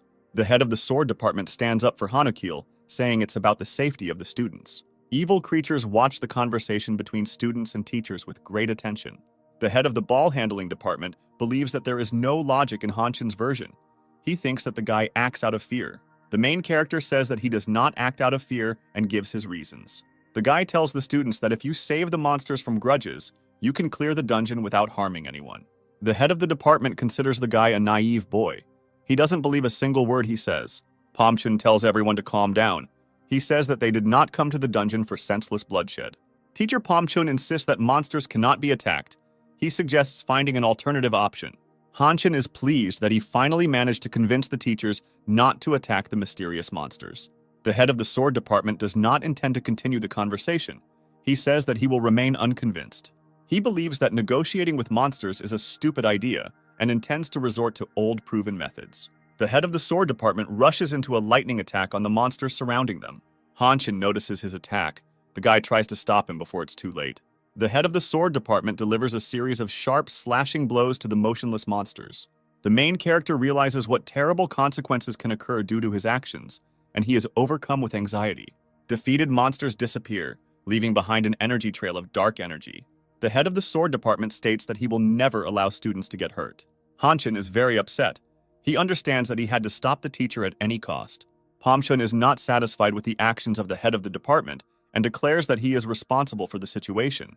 Hanukil says that inside the dungeon, you need to suspect everyone and be wary of other people's words. Pomchun believes that it is unacceptable to ignore orders and allow unauthorized actions. Hanchun sees that there is no time left for talking.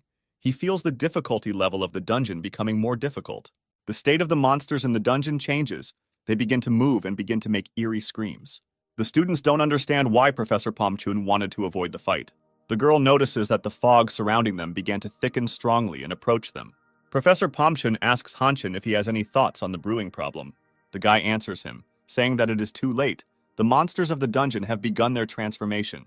Dungeon monsters intend to avenge their slain comrades. They are going to immediately destroy the aliens who disturbed their peace. All the souls of the forest begin to transform into more dangerous evil spirits. The students did not expect that an ordinary excursion into the dungeon would turn into a life-threatening adventure. The dungeon monsters have transformed into a more dangerous type of evil spirits. They are getting closer and closer to people. Moving up to a higher level, the dungeon monsters pose a serious threat. Hanukil begins to scream loudly. He is unable to control the wild horror that has paralyzed his body. Suddenly, the head of the sword department falls to his knees and is attacked by energy attacks from the monsters in the dungeon. He begins to choke and tries to call for help, but is only able to make loud wheezing sounds. Pomchun calls Saren to him. He asks the girl to take the head of the sword department to a safe distance. Teacher Pomchun believes that the creatures have turned into evil spirits, so it is necessary to engage in battle. The guy tells him that nothing will work out and asks him to settle everything on his own. Hanchun says that he knows this dungeon very well. He asks you to trust him. Pomchun says that they need to start doing something as the evil spirits have already started attacking them. Hanchun informs the teacher that any attempts at physical influence are ineffective, as this makes the monsters stronger opponents. Saren tries to take the head of the sword department to a safe distance. Khan is surrounded by evil spirits, and students try their best to help him. Hanchun thinks that his time has come. He needs to save his friends. Pomchun decides to trust the guy. He allows him to act on his own. The teacher gives the guy an illusion ring, which changes the wearer's appearance at the moment of applying mana. Even though Pomchun considers the guy a strong student, he is very worried about him. Hanchun is grateful to his teacher for his care. Despite the fact that the evil spirits have become stronger, he hopes to successfully complete the mission. The evil monsters of the dungeon used to be ordinary children. These are the souls of children who were abandoned by their parents and then died during the Great War. Many of them died completely alone, experiencing great need and deprivation. The souls of the children found their last refuge in the dungeon of the Sword Tower.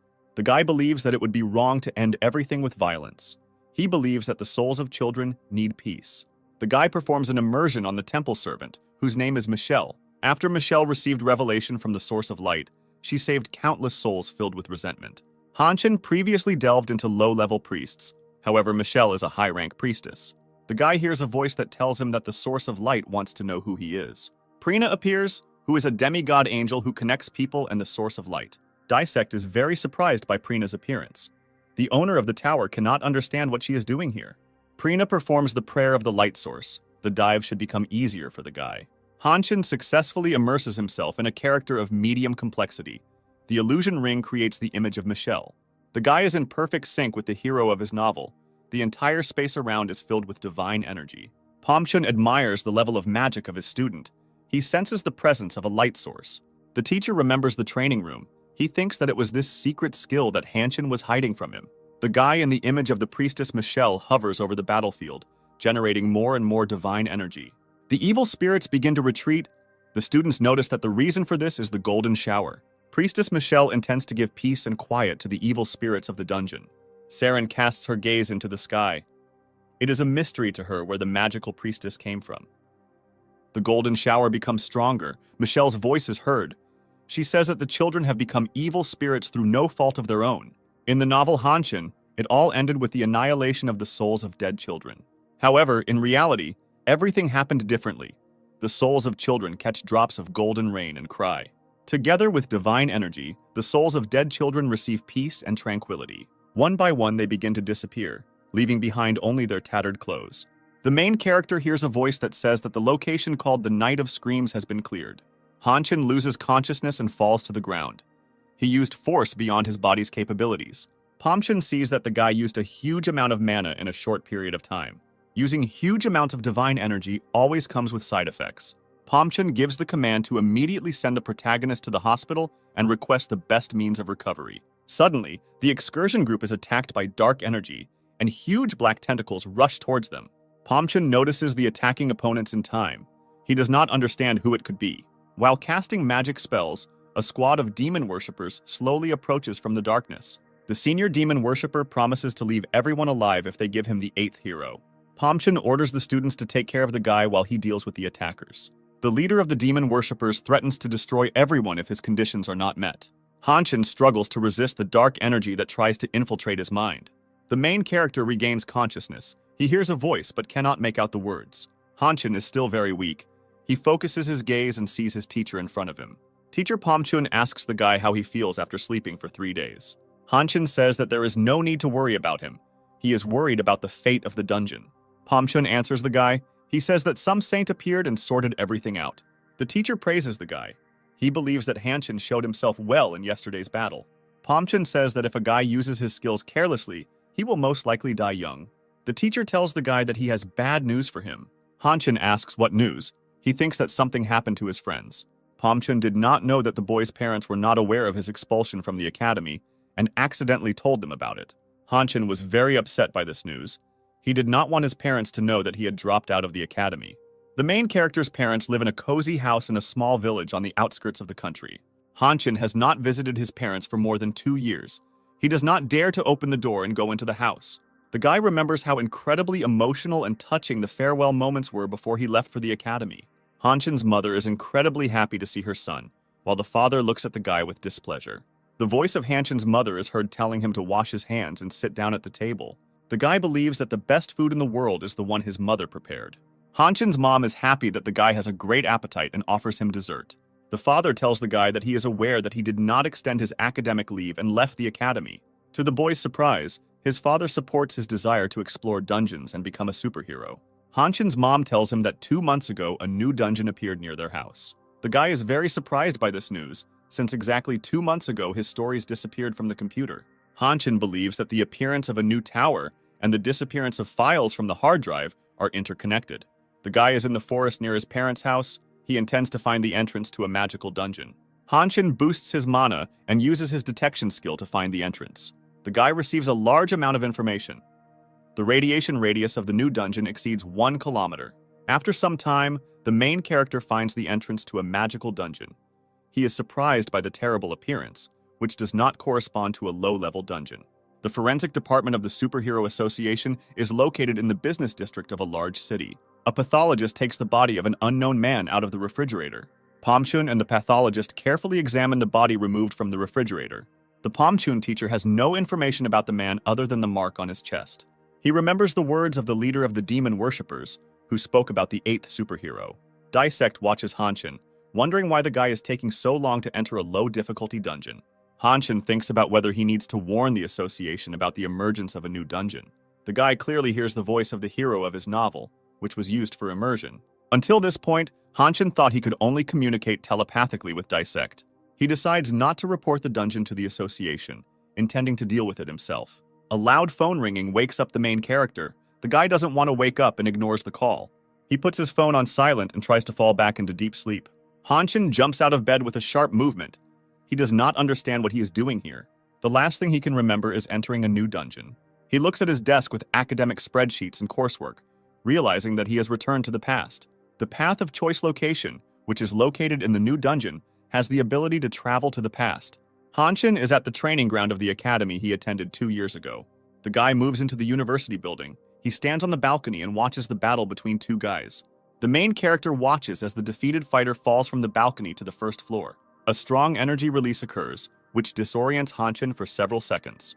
The main character understands that he is watching himself. This really impresses the guy. Hanukil tells Hanshin that he is a worthless weakling who is not capable of anything.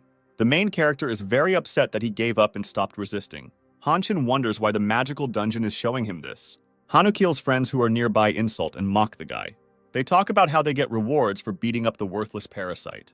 Hanshin hears a voice telling him that he has many absences and unsatisfactory grades in his subjects. The main character thought that studying at the academy would be a cakewalk for him.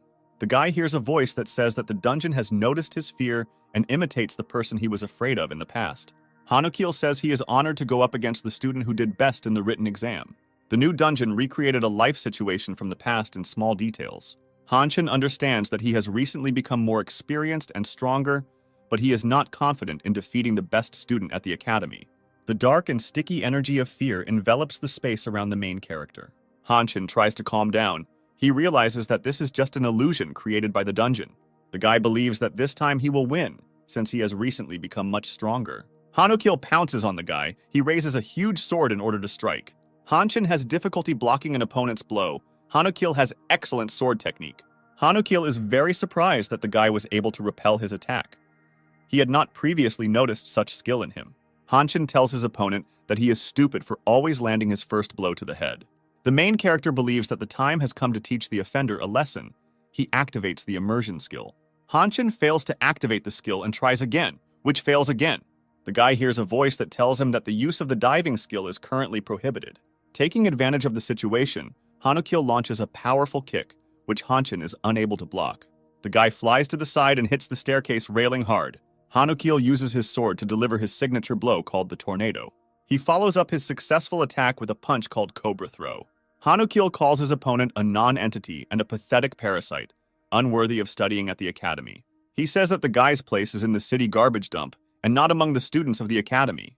Dissect doesn't understand what's going on with the guy. He notices that Hanshin doesn't look like himself. Dissect is outraged that the main character allowed himself to be beaten by a disgusting guy. Hanukil continues to beat the guy. Hanshin begins to realize how pathetic he is without his unique skill. Dissect tells Hanshin that he is ashamed of him. He did not expect the guy to give up so quickly. The voice of Dissect, the owner of the tower, is heard, who wants to see the guy who escaped death in his tower. Dissect is very surprised by the guy's behavior. He assumes that this is part of a cunning plan.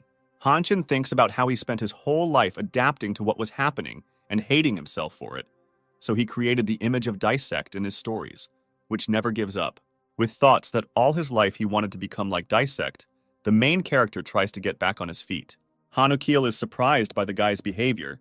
He thought that Hanshin would lie at his feet and beg for mercy. Hanshin tells his opponent that he needs to wait a little and it will be over soon. Hanukil asks the guy what he is talking about. He thinks that his opponent went with his head. Hanukil intends to practice a couple of new techniques on the main character. He misses a strong blow, as he did not expect Hanshin's fierce counterattack. The guy was able not only to come to his senses, but also concentrated a sufficient amount of energy for protection. Dissect is pleased with Hanshin's actions, saying that the guy never ceases to amaze him.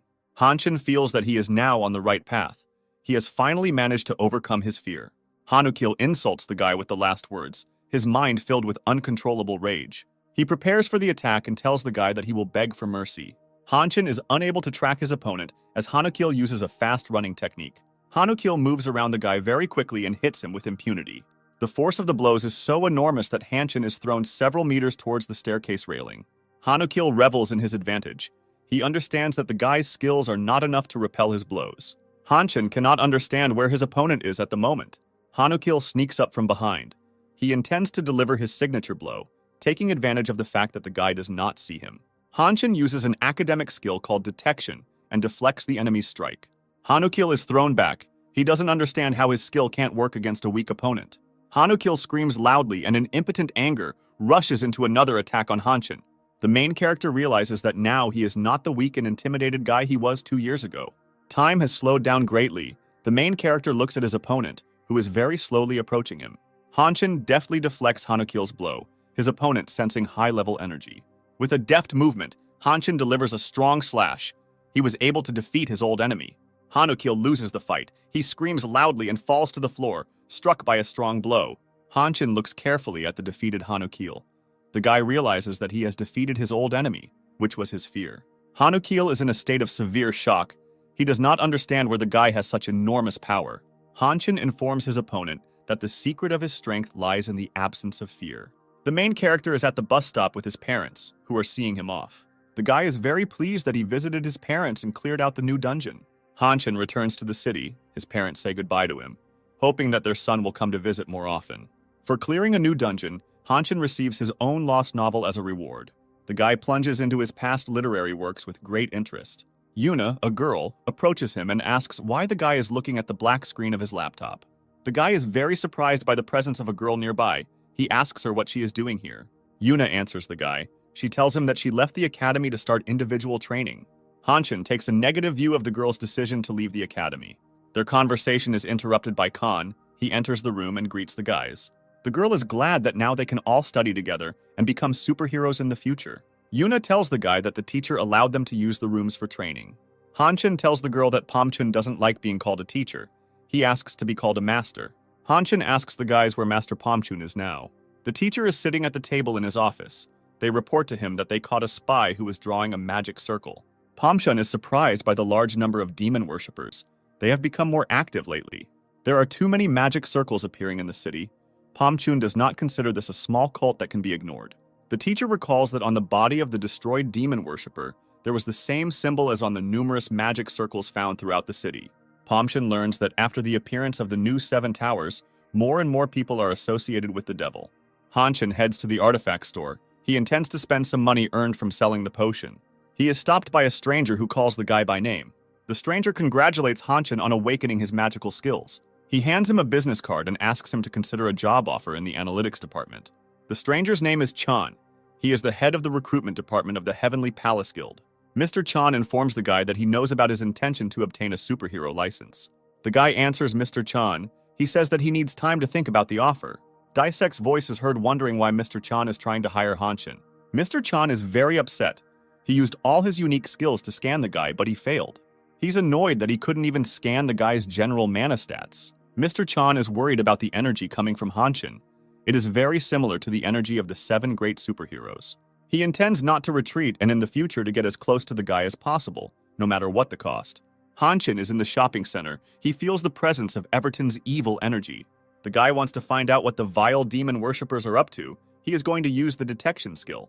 Along with the increase in mana, Hanshin's detection skill effect has increased, and he has the ability to sense magical vibrations from a great distance. The guy systematically scans the shopping center floor by floor. After some time, Hanshin discovers a magic circle of demon worshippers, which is located in the fire shield. The guy realizes that the magic mark belongs to demon worshippers. The voice of Dissect is heard, who asks the guy how he can know this. From his stories, the guy knows that the magic circle can only be destroyed with holy water. Fortunately, he has a magical bracelet that allows him to teleport the necessary items. Priestess Michelle taught Hanshin how to make holy water without the need for immersion. The guy sprinkles the magic sign with holy water, after which it disappears. Hanshin decides to conduct a deeper scan to see if there are still magic circles of demon worshippers nearby. The guy's mana allows him to sharpen his senses.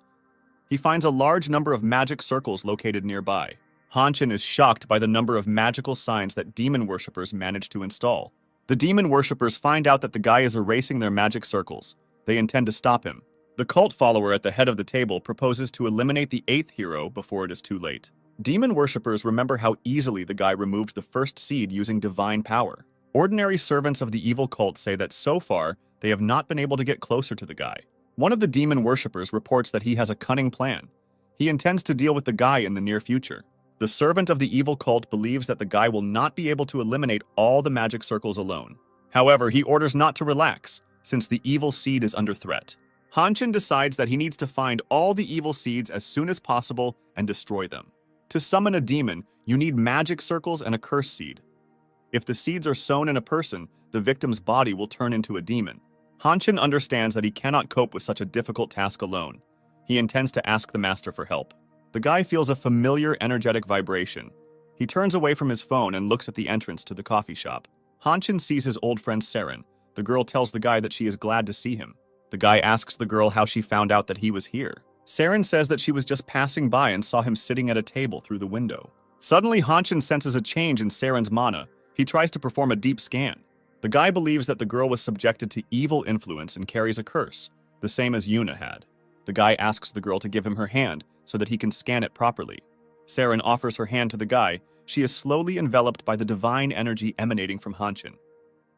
Suddenly, the girl screams loudly and sharply pulls her hand back. She cannot withstand the impact of divine energy. Hanshin is very worried about the girl's reaction to the divine energy. The guy discovers an evil seed in the girl's body, which was implanted into her by demon worshippers. Hanshin learns that the seed has not yet attached to Saren's mana core, so he still has time. The guy thinks about where the penetration could have happened. He decides that it happened during an excursion to the dungeon. Hanshin intends to remove the evil seed as quickly as possible before it begins to transform the girl's body into a demon. He asks Saren to be patient for a while and begins to concentrate divine energy. The girl does not understand what is happening. She asks the guy what he is going to do. Hanshin feels that he has concentrated enough divine energy and is about to perform the dive. A mysterious stranger appears in the room and tells the guy that all his attempts are in vain. Hanshin does not have time to complete the dive. He turns around and looks attentively at the stranger. A strong explosion is heard. The shockwave breaks the glass display cases of the cafeteria. A large number of small glasses fly around the premises, injuring visitors. Dissect's voice is heard asking the guy if he's okay. There is a demon standing in the middle of the room. He is unhappy that the guy is again trying to interfere with the demon worshippers. He tells the guy that the time has come for him to die and raises his huge paw to strike. The demon's huge paw approaches the guy. Hanshin is surprised by the demon's quick reaction. Suddenly, Master Pomchun appears and blocks the fatal blow intended for the guy. Hanshin is happy to be saved and is impressed by his teacher's speed and strength. Master Pomchun sends a curse to the demon. He says that no one dares to touch his student. Hanshin asks his teacher how he ended up here, to which Pomchun replies that he sensed a change in the balance of energy. Pomchun asks the guy to hide in a safe place while he deals with the demon. The demon watches Master Pomchun and his student carefully, emitting a quiet, sinister laugh from time to time. The hellish creature says that his task has become a little more complicated, since now he will have to destroy his teacher along with the guy. Master Pomchun understands that the fight will be difficult, since this demon is of a high level. Apostle Amel decides to introduce himself and says that he is a servant of Satan. Master Pomchun answers him. He says that the demon is an ordinary crazy fanatic. Apostle Amel asks not to compare him with ordinary priests of the cult of evil. Hanshin senses that magic circles of demon worshippers have begun to activate throughout the city. Master Pomchun also senses a change in energy balance. The guy is very worried that he did not have time to deactivate the seeds of evil. Suddenly he realizes that Saren, who was next to him all the time, has disappeared without a trace. Hanshin turns around. He doesn't find the girl and doesn't understand where she could have gone. Dark energy enveloped the girl's body and enclosed her in a huge energy cocoon. Apostle Amel tells the guy that demons love human fear most of all. He tells the guy that he can't even imagine how great human fear tastes. More than 1,000 magic signs of demon worshippers were activated throughout the city. A little boy sees energy flows of evil energy rising into the sky. He asks his mother what is happening. Passers-by stop and watch with interest as the city is enveloped in meridians of evil energy. The city is gradually plunging into darkness. It is covered by a dome of dark energy. One of the passers-by tells others that he sees a huge portal in the sky. Infected energy begins to envelop people. It penetrates their unprotected souls. The souls of people with a small amount of mana undergo terrible transformations. A huge portal located in the sky begins to suck in the transformed souls of people. Hanshin realizes that if Seren's body begins to absorb transformed souls, she will become a demon.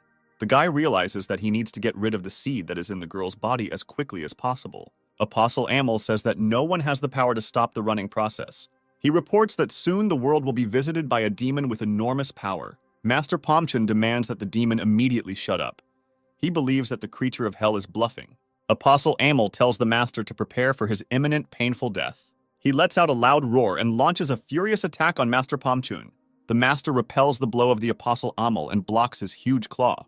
Pomchun generates a huge protective energy vortex around itself, which throws the Amel Apostle aside. The guy decides to take advantage of the moment and make his way to Seren to extract the hellish seed. Hanshin begins to feel a disgusting smell that fills the entire space around. He hears loud footsteps coming from the cocoon of dark energy next to him. A disgusting demon appears in front of the guy. The air around is filled with the smell of decaying bodies. Hanshin recalls that the appearance of the demon completely repeats the description of his novel. The main character is upset that he did not have time to save Seren. She turned into a disgusting demon. The demon who took the girl's body stands motionless next to the guy and looks at him carefully. Hanshin asks Seren if she is still conscious and if she recognizes him. For a moment, it seemed to the guy that the girl answered him in the affirmative. However, a moment later, Hanshin hears the voice of a demon who asks the guy who he is. The guy remembers that the metallic voice of the demon is exactly the same as he described in his novel.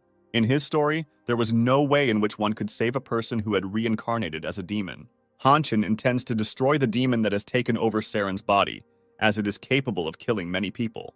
The guy has a very hard time making this decision. He intends to dive. The demon sees a change in the energy balance and senses a threat emanating from the guy. Hanshin performs the dive. He uses the divine power of the priestess Michelle to exorcise the demon. The demon is destructively affected by divine power and a magical prayer pronounced by the priestess Michelle. A magical spell destroys the demon. Divine power spreads throughout his entire body. The guy understands that Seren will also die along with the destruction of the demon. Hanshin asks the girl for forgiveness. The main character is greatly worried by the fact that, despite the strong influence of divine energy, the demon is still alive.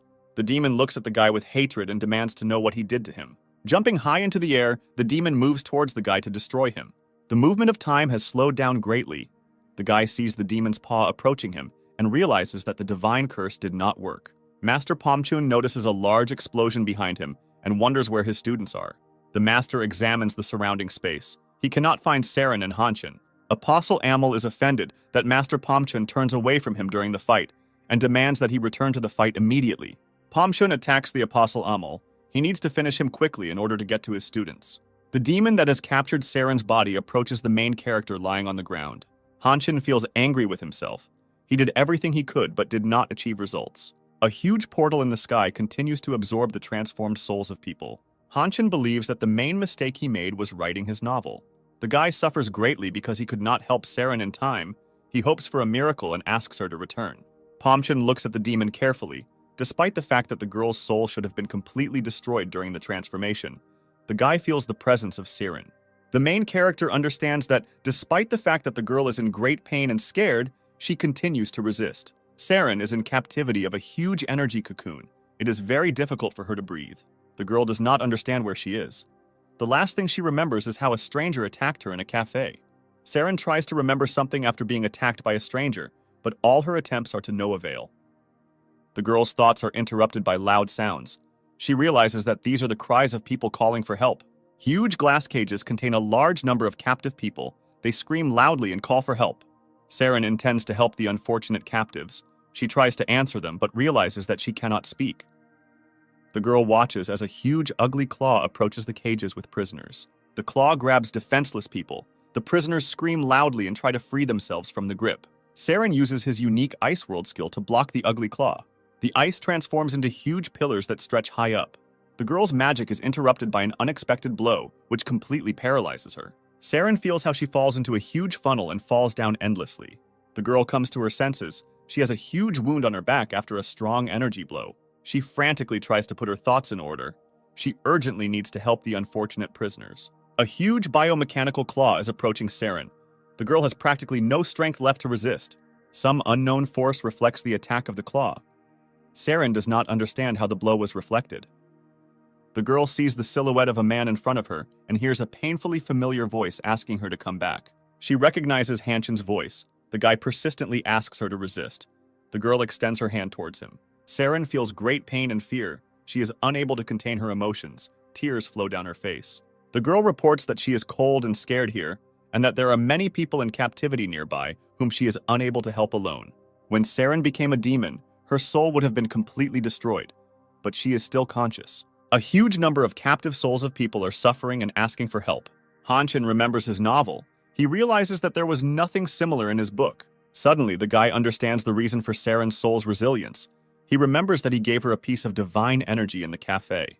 A particle of divine power remains in the girl's body, and the guy's constant blows to the demon awaken Saren's consciousness. Hanshin has a chance to save the girl. He intends to dive into the hero of his book under the name of the exorcist Michael. The guy fails to perform the dive because there is not enough mana for this. The demon rejoices at the guy's failure and tells him that he is a crooked loser. Hanshin's heart is filled with anger, and at the most necessary moments he turns out to be powerless. Suddenly, one of the 7 superheroes transfers his magical power to Hanshin. The guy feels that his mana has been restored. He begins the process of immersing himself in the exorcist Michael. A loud prayer is heard, calling on the evil spirit to submit in the name of the Lord and leave the girl's body. A concentrated beam of divine energy penetrates the demon's body. The demon emits an inhuman scream, and clots of dark energy begin to gush from the wound on his chest. Clots of dark energy take the form of a huge film strip. Hanshin realizes that the film depicts memories from Saren's past life, and they gradually absorb the guy. The main character finds himself in the prison of the soul, which is located in the mind of Saren. The oppressive silence is broken by a barely audible moan from a girl, coming from somewhere around the corner. The guy follows the sound and eventually finds Saren. The girl is captured by huge claws. He runs to the girl and in a loud voice demands that she wake up immediately. Saren regains consciousness. She is very exhausted and cannot resist. The claw begins to lift Saren into the portal. Hanshin rushes towards the girl. He asks her to grab her hand. With the last of her strength, the girl extends her hand to the guy. Hanshin runs up to perform the jump. He manages to jump to the girl and grab her hand. Particles of divine energy penetrate her body. Saren feels a huge surge of divine energy.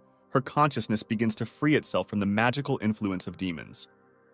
The girl casts off the witchcraft spell and emerges from the demonic body. The demon screams heart-rendingly. He curses the guy and tells him that his revenge will be merciless. Saren is completely freed from the demonic body. She loses consciousness and falls unconscious to the ground. Hanshin is incredibly happy that his plan worked. Now the captive souls have returned to the bodies of people. The guy runs up to the girl. He checks her pulse and sighs with relief. Saren is still alive. While the guy was busy with the girl, the demon transformed into a huge, ugly ball. The demon approaches Hanshin.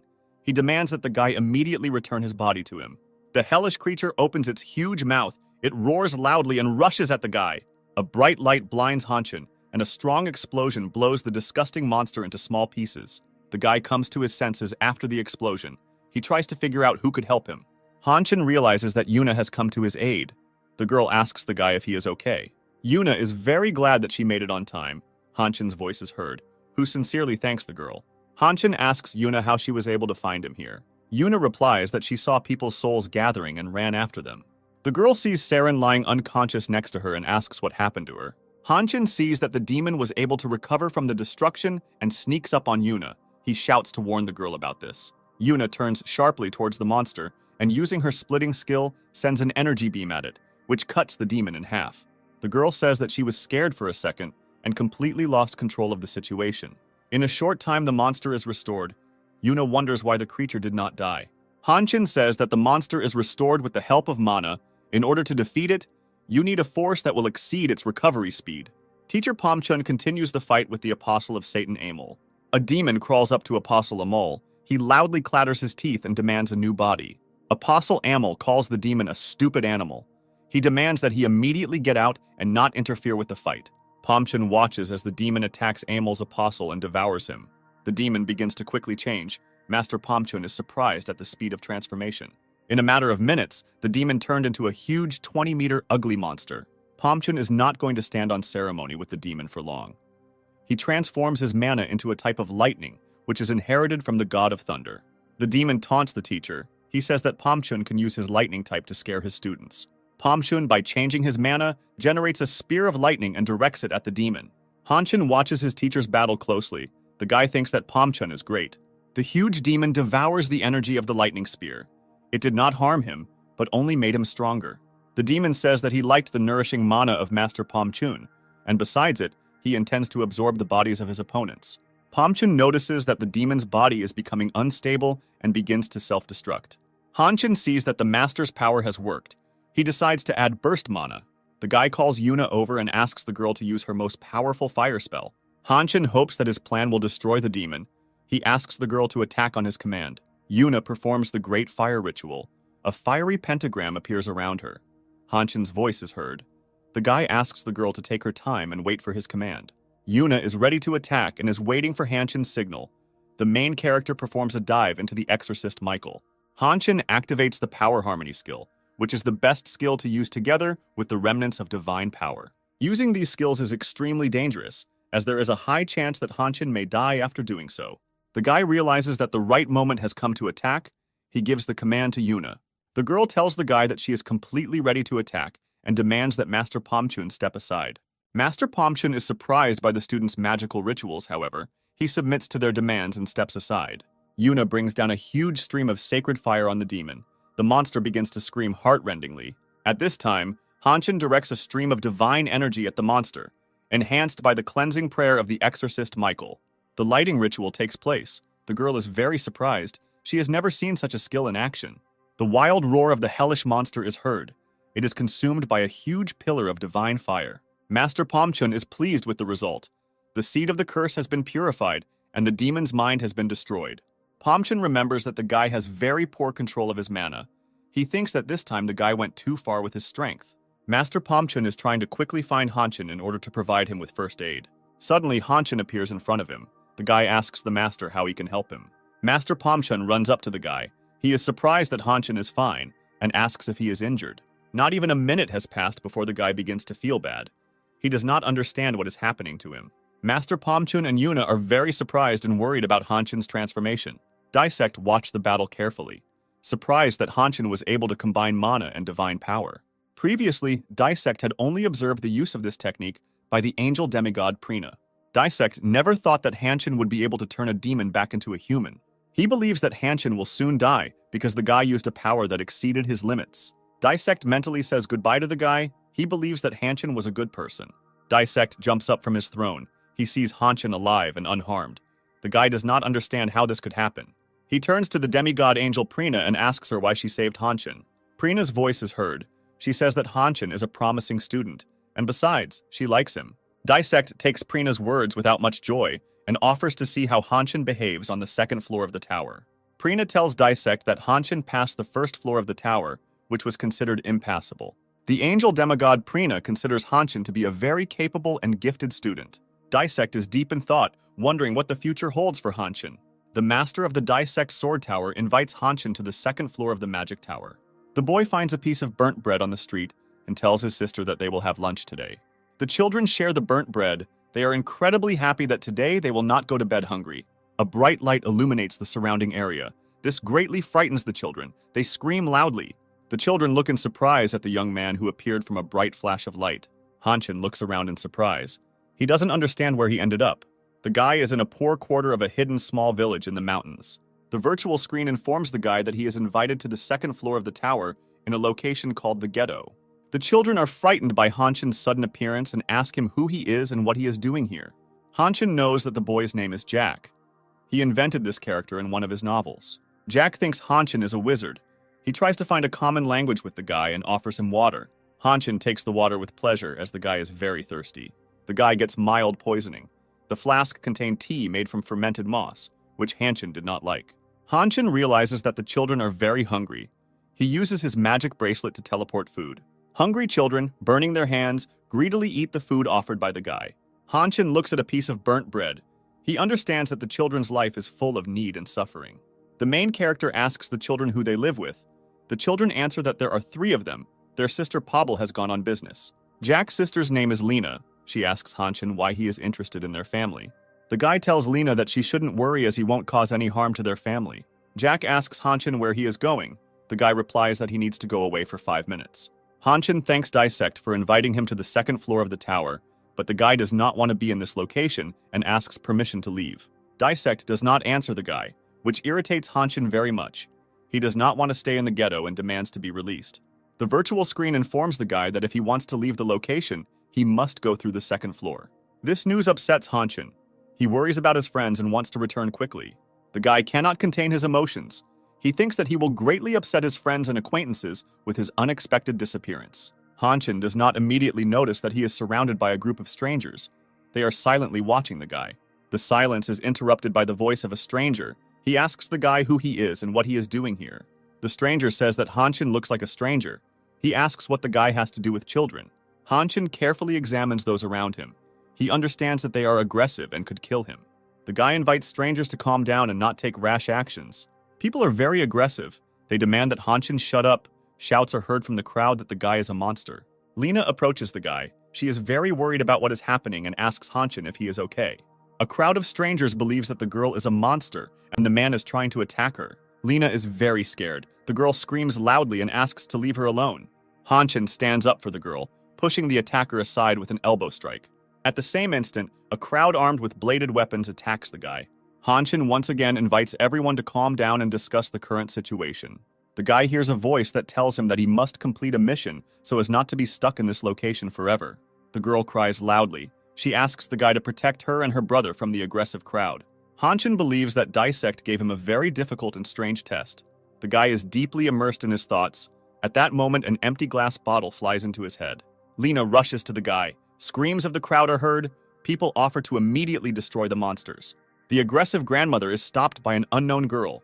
She holds her hand and demands to immediately stop the lynching. Dissect carefully watches what is happening.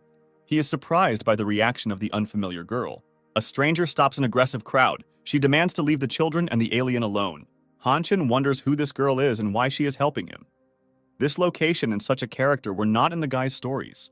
The girl's name is Pablo. She explains to the angry crowd that the children and the alien were not involved in the past murders. Hanshin thanks the girl for her help. He considers her a kind and noble person. The guy asks the girl to tell her about herself. Pablo says that she works as a blacksmith and looks after the children after they are left alone. Pablo tells the guy that not long ago, many people died when they stayed in Jack and Lena's house. The girl says that the suspects could not be found. There were only mountains of corpses and 2 children in the house. Pablo remembers that a guy named Dissect used to live with the children. She thinks that he did it. Dissect listens carefully to the girl. He says that she is talking nonsense and becomes furious at her words. Hanshin calls Dissect a psycho. The guy demands to immediately release him from this location. Pablo tells the guy that she needs to go. She asks him to calm the children down and look after them. Hanshin's voice is heard asking Dissect to explain to him in detail what is happening. The guy believes that there was a misunderstanding. He thinks that Dissect was not involved in the deaths. Dissect does not answer the guy. Hanshin decides that the owner of the tower is ignoring him. Dissect begins his story. He says that he used to live with Jack and Lena. In the past, Dissect traveled a lot. One day, he ended up in a children's house. Dissect quickly found a common language with the children, and after a while, they became a real family. Hanshin thinks about why Pablo suspects Dissect of committing the murders. Dissect can't understand why Pablo suspects him. He's never seen the girl before. Dissect remembers the words of the demigod angel Prina. She said that Hanshin passed the floor of insurmountable difficulty. He clearly remembers the moment when Hanshin found a magical plant, the existence of which ordinary people do not know. Dissect has many unanswered questions, and it remains a mystery to him who Hanshin is. The next morning comes, the bright sun illuminates the town, lost in the mountains. Hanshin did not sleep almost all night. He was visited by disturbing thoughts that he could not get rid of. Dissect is a fictional character from Hanshin novels. The guy himself invented a difficult life for him, because of which the owner of the tower suffered. The guy's thoughts are interrupted by Lena. The girl asks the guy if everything is okay with him. Lena thanks the guy for saving her yesterday. Hanshin informs her that he will leave their house for a while, as he needs to take a little walk. The girl does not want to let the guy go. She thinks that Hanshin will leave them forever. Hanshin calms the girl down. He says that he will definitely come back. He just needs to get some fresh air. The guy uses his bracelet and feeds the children enough of the teleported food. On the threshold of the house, he meets Pablo. She asks the guy where he is going. Hanshin looks closely at the basket of spoiled food in Pablo's hands. The guy says that she does not need to feed the children such food, since the nutrition problem was solved with the help of his magic bracelet. Hanshin asks the girl to look after the children while he is away. The guy heads towards the exit. He hears Pablo's voice. She asks him to be extremely careful. Hanshin uses a magical bracelet to teleport his work laptop. The guy thinks that something is wrong with Dissect. He doesn't say a lot and has been very irritated lately. Hanshin decides to find the reason for Dissect's strange behavior in his novels. A guy and a girl are in the forest. They are fleeing from their pursuers. The girl screams loudly. She trips over a stone lying in her path and falls to the ground. The girl cannot get to her feet and continue running, as she has severely injured her leg. The young Dissect understands that the dislocation is very serious and the girl cannot move further on her own. The girl's name is Emily. She and Dissect are watching as demon worshippers try to find them. Dissect doesn't know what to do. They need to run, but Emily can't move on her own. Emily asks her brother to leave her and save himself. Dissect says that he will never leave his sister. Emily insists that the guy leave her and save his life, otherwise they will both die. Dissect demands the girl to shut up. He tells her that they will fight for their lives to the end. The guy decides to carry Emily on himself to the nearest shelter, where they can hide from the demon worshippers. Dissect's attention is attracted by a sharp, piercing whistle, and the guy instantly turns around. A huge energy wave knocks Dissect off his feet, causing him to lose his balance and fall to the ground. In the place where Emily was located, there is a huge rectangular stone on which a magic sign is inscribed. The guy repeats his sister's name nonstop. He cannot believe that she is dead.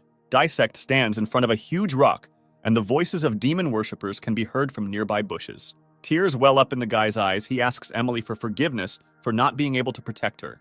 Dissect runs through a huge city bazaar, holding a loaf of stolen bread in his teeth. The guy is trying to hide from his pursuers as quickly as possible. Screams and curses are heard behind him. A group of men block Dissect's escape route. The guy realizes that he is trapped. Dissect rushes forward. With deft movements, he dodges grabs. The guy laughs loudly. He invites his pursuers to punish him if they can catch up with him. Dissect suddenly finds a tall metal fence in front of him, and he loudly curses it. The guy sees that his pursuers are approaching him. They say that they will now punish the vile rat.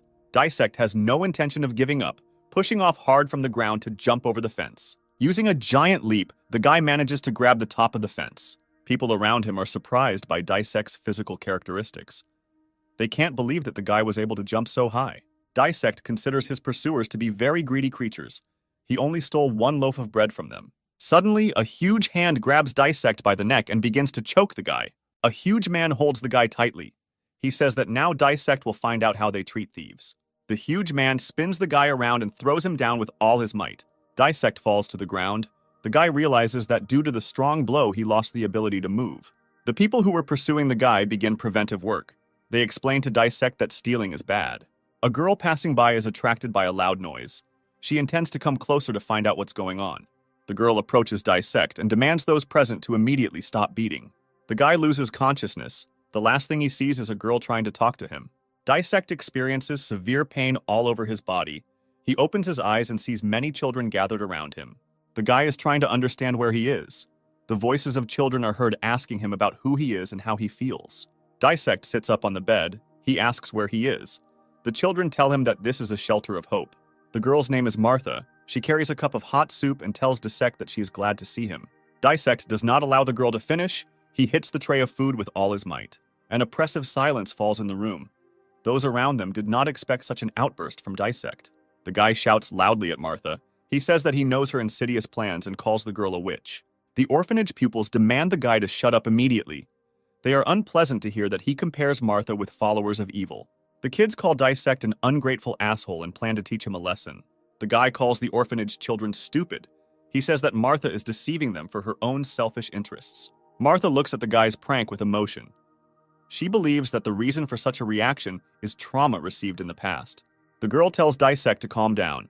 She says that she has nothing to do with Everton followers. Dissect's voice is heard. The guy asks why the girl brought him here. His question makes the children and Martha laugh. The guy cannot cope with his irritation. He does not understand why the orphanage pupils laugh at him. Martha leads Dissect to a training ground where the orphans are practicing their sword skills.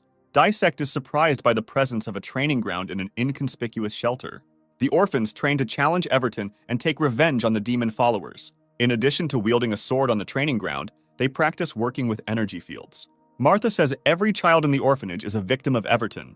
Dissect remembers the moment when Emily died. He perfectly understands their desire for revenge. The guy tells Martha that she is crazy. He doubts that the children will be able to resist the demon worshippers. Martha tells the guy that they have no choice, because if they don't confront Everton, sooner or later evil will consume everyone. The girl believes that the orphanage students should be strong and be able to stand up for themselves. Martha knows that Dissect is secretly training with a sword. The guy wonders how the girl knew about it. The owner of the shelter asks the guy to look at his hands, which have calluses after long training.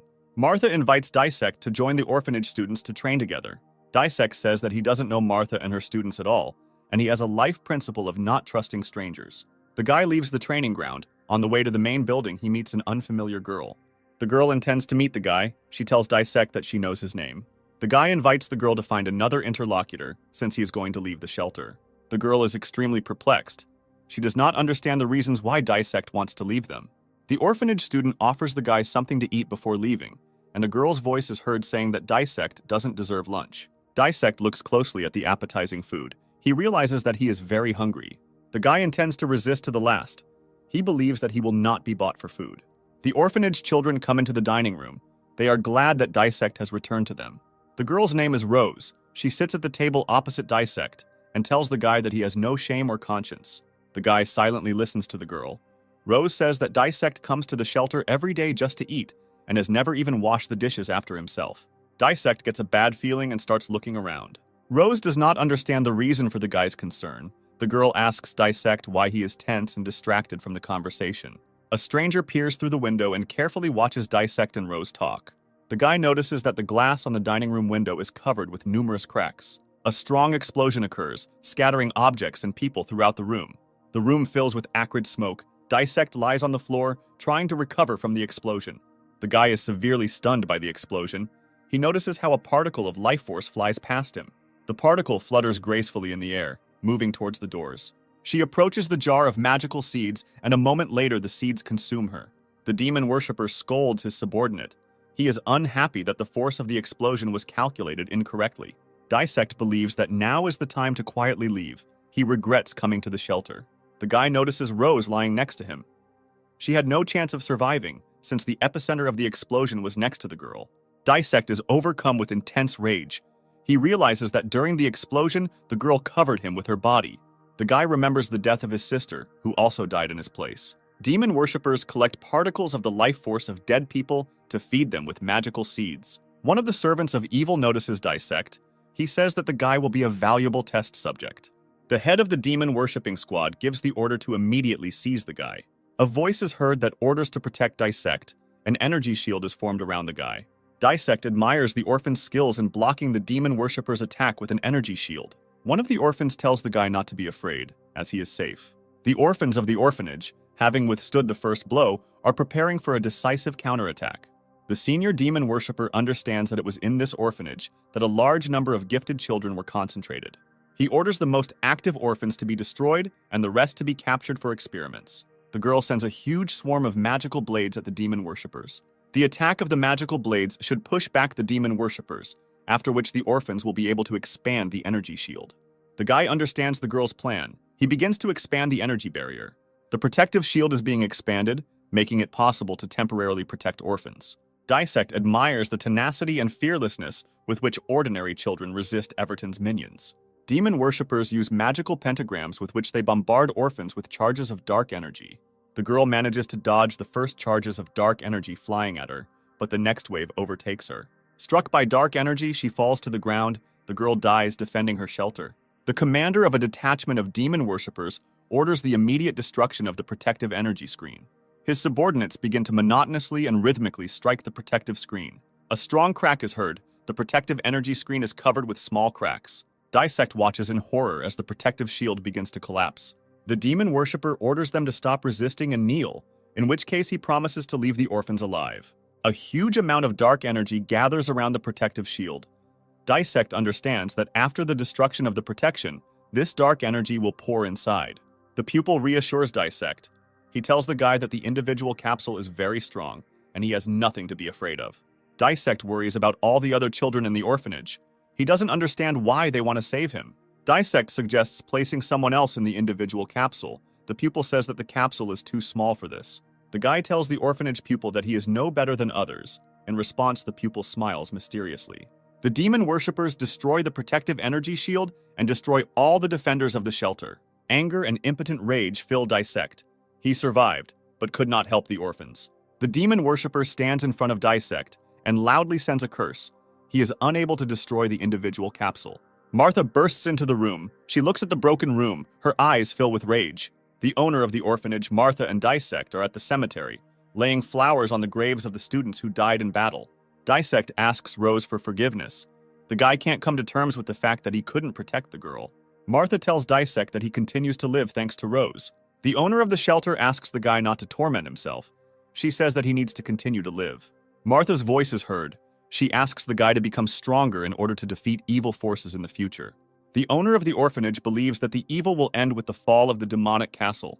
Martha invites Dissect to unite and take revenge on the demon worshippers together. Dissect uses a pocket knife to craft a wooden practice sword. He spends many hours in complete solitude perfecting his sword technique. Over time, Dissect's skills improve, and he manages to imbue his training sword with mana. The guy's blows become sharper and stronger. He tries to cut down a large tree. The survivors of the orphanage watch Dissect's training with interest. The kids see Dissect breaking his training swords as he tries to cut down a huge tree over and over again. The orphanage student believes that Dissect could become bad if he continues to use so much mana. Dissect feels like his legs can't support him at all. He begins to suffocate and experience severe dizziness. The guy comes to his senses. He jumps out of bed and cannot remember how he ended up here. Dissect realizes that he lost consciousness again, and the orphanage children helped him, because they helped him again. The guy feels awkward. Martha appears on the threshold. She is very pleased with how Dissect is recovering. The voice of an orphanage student is heard saying that Dissect resembles someone, but he cannot remember who exactly. The student who cared for the guy says that Dissect is similar to Emily. A nervous tremor runs through Dissect's body. The pupil says that Emily appeared at the orphanage a month before him. He hands the guy a photo of Emily. Dissect saw his sister crushed by a huge rock, so he thinks it's just a person with a similar name. Dissect can't believe his eyes. In the photo, he sees his sister sitting in a wheelchair.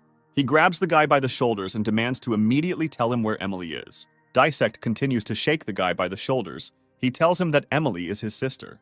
The orphanage student tries to find the right words to respond to Dissect. Martha tells the guy that she has bad news. She tells Dissect that his sister died a month ago.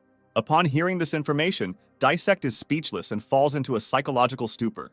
Martha says that when they found Emily, the girl was crushed under a huge rock. Emily was brought to the shelter and given first aid, but the necrosis spread very quickly.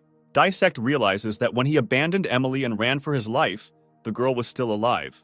The guy realizes that he left his sister to die. He cannot forgive himself for this. It's raining heavily. Dissect quickly runs through the night forest towards the city cemetery. The guy finds his sister's grave. He asks her forgiveness for leaving her to die. Dissect hears Emily's voice. She tells him that she knew he would come. The morning sun brightly illuminates the city cemetery. The guy sat motionless all night near his sister's grave. Dissect returns to the shelter. He asks the owner of the shelter, Martha, to help him. Martha calms the guy down and asks him how she can help him. Dissect intends to avenge his sister. He asks Martha to teach him how to use mana. The guy is training hard. He intends to destroy all Everton followers. Dissect is aware of the fact that he has too little mana. Intensive training does not help much with this. The guy asks Martha how to increase the amount of mana. The owner of the shelter asks the guy to give her his hand. Dissect asks about what is happening to him. Martha asks the guy to remain calm and not make sudden movements. Using magical techniques, Martha measures the guy's maximum mana limits. Martha tells Dissect that each person has their own limit on how much mana they can use. The owner of the shelter continues to immerse herself in subtle energy structures. Martha is very surprised by the information she received. She senses a very rare anomaly. Dissect observes Martha's reaction. He asks her if everything is so bad with his mana limits. Martha realizes that Dissect's energy channels are blocked from the flow of mana. She tells the guy that his flow of mana is completely blocked, so it cannot circulate. Dissect asks Martha a question, wondering how much mana he has and what needs to be done to unlock it. Martha informs the guy that his mana limit is very high. It is 1,000 times more than that of an ordinary person. Dissect can't believe that he has such a huge amount of mana. He just needs to unlock it. The guy asks Martha to help him unblock the energy channels as quickly as possible to free mana. Martha tells the guy that blocking the energy channels saves his life, since releasing such a huge amount of mana can lead to death. She tells the guy that he needs to develop mana slowly. He needs to become stronger in order to master all mana. Dissect realizes his enormous potential, which greatly motivates him to continue learning. After 5 years of training, Dissect is able to cut down a century-old tree with one blow. By the age of 17, the guy has excellent sword technique and the ability to control his mana. Martha tells the guy that the years of training were not in vain. Dissect will soon be ready to complete the mission. The owner of the orphanage asks Dissect to demonstrate his sword skills. Dissect strikes a large tree with his sword, and along with the tree, the guy cuts the rock in half, which is located behind him. The young inmates of the orphanage are shocked by Dissect's sword skills. The guy releases the sword from his hands. He is mentally and physically ready to complete the mission. The owner of the orphanage, Martha, asks all her pupils to come to her. She takes out a magic card and begins to discuss the plan for completing the mission with the students. The demonic castle of Everton is located in the inaccessible mountains, in the very center of the continent. Demon worshippers are scattered throughout the world. They collect the souls of people and place them in magical seeds. Everton's followers sacrifice seeds to a tree in hell that blooms once every 10 years. Their goal is to awaken the great demon. The owner of the orphanage, Martha, and her team intend to stop the demon worshippers from doing this. Martha says that it is necessary to destroy all the magical seeds before the tree begins to bloom. Dissect is thinking about how to distribute different regions of the continent among the mission participants. The guy chooses the most dangerous and difficult parts of the continent, which are the south and north. The orphanage students doubt that Dissect will be able to master two directions at once. Dissect is confident in his abilities. He proposes to hold a general gathering at the demonic castle in 1 year. The guy systematically destroys the hellish seeds and followers of Everton in his directions. Dissect approaches the destroyed demon worshipper and removes a magical seed from his bag. He destroys the last magical seed that was in the city. The guy is going to continue his path to the next city. He intends to finish clearing the regions earlier than planned. At the city market, Dissect sells the horse captured in the previous battle and receives a good sum for it. A little girl stops Dissect walking past her. The guy looks at her carefully. A girl sells flowers at the city market. She asks a guy to buy at least one flower from her. The girl reminds Dissect of his dead sister. The guy is going to please her. Dissect decides to buy all the flowers she has from the little girl. The girl is very grateful to the generous client. She shyly tells Dissect that the flowers, unfortunately, have withered a little. The guy answers her. He says that this is not a big problem for him. Suddenly, a frisky boy runs up to Dissect. He snatches the wallet from the guy's hands and tries to hide. Dissect calls the boy a petty scoundrel and demands that the stolen wallet be returned immediately. The guy intends to catch up with a petty thief and asks the girl to look after a basket of flowers. Dissect turns to the girl who sold him the flowers. He is surprised to find that she has run away. The guy understands that this was part of a cunning plan. The girl and the petty thief are committing fraud together. Lena and her brother are emptying Dissect's wallet as they rejoice over today's big catch. The children's joy quickly fades as Lena hears the voice of Dissect, who was able to track them down and find them. Lena and Jack look at Dissect. The guy is extremely dissatisfied with their criminal behavior. With a deft movement, the guy jumps off the ceiling. He intends to teach the petty swindlers a lesson. Dissect grabs Jack and tells him that he will raise him with the belt. Lena plaintively asks the guy to forgive them. She says that this will never happen again. The girl tells a plaintive story. They need money for medicine for their sick mother. Dissect doesn't really believe Lena's words. He offers to take him to his sick mother to make sure Lena's story is true. The children lead Dissect to a large house where he sees an old sick woman lying on a bed in a room. Lena tells the guy that they have no relatives at all, and only she and her brother can help their sick mother. Dissect begins to loudly scold the girl and her brother as he sees that the woman is too old and cannot be the mother of children. Jack realizes that the cunning plan did not work. He tells his sister that he warned about this. Lena promises Dissect to return his money, but only on the condition that he leaves some portion to the children. The guy is trying to dissuade children from engaging in criminal activities, offering them to earn money through honest work. Lena believes that she and her brother will not be able to earn money with their work due to their childhood. Dissect realizes that it will be very difficult for him to convince children to stop their criminal activities. Lena says that she has no choice. This is the only way she can feed herself and her brother. Dissect looks at the children and remembers his sister, who died at the hands of demon worshippers. The guy believes that if children have an honest source of income, they will stop stealing. Dissect tells Lena that if her brother is caught by evil people, they will punish him severely for stealing.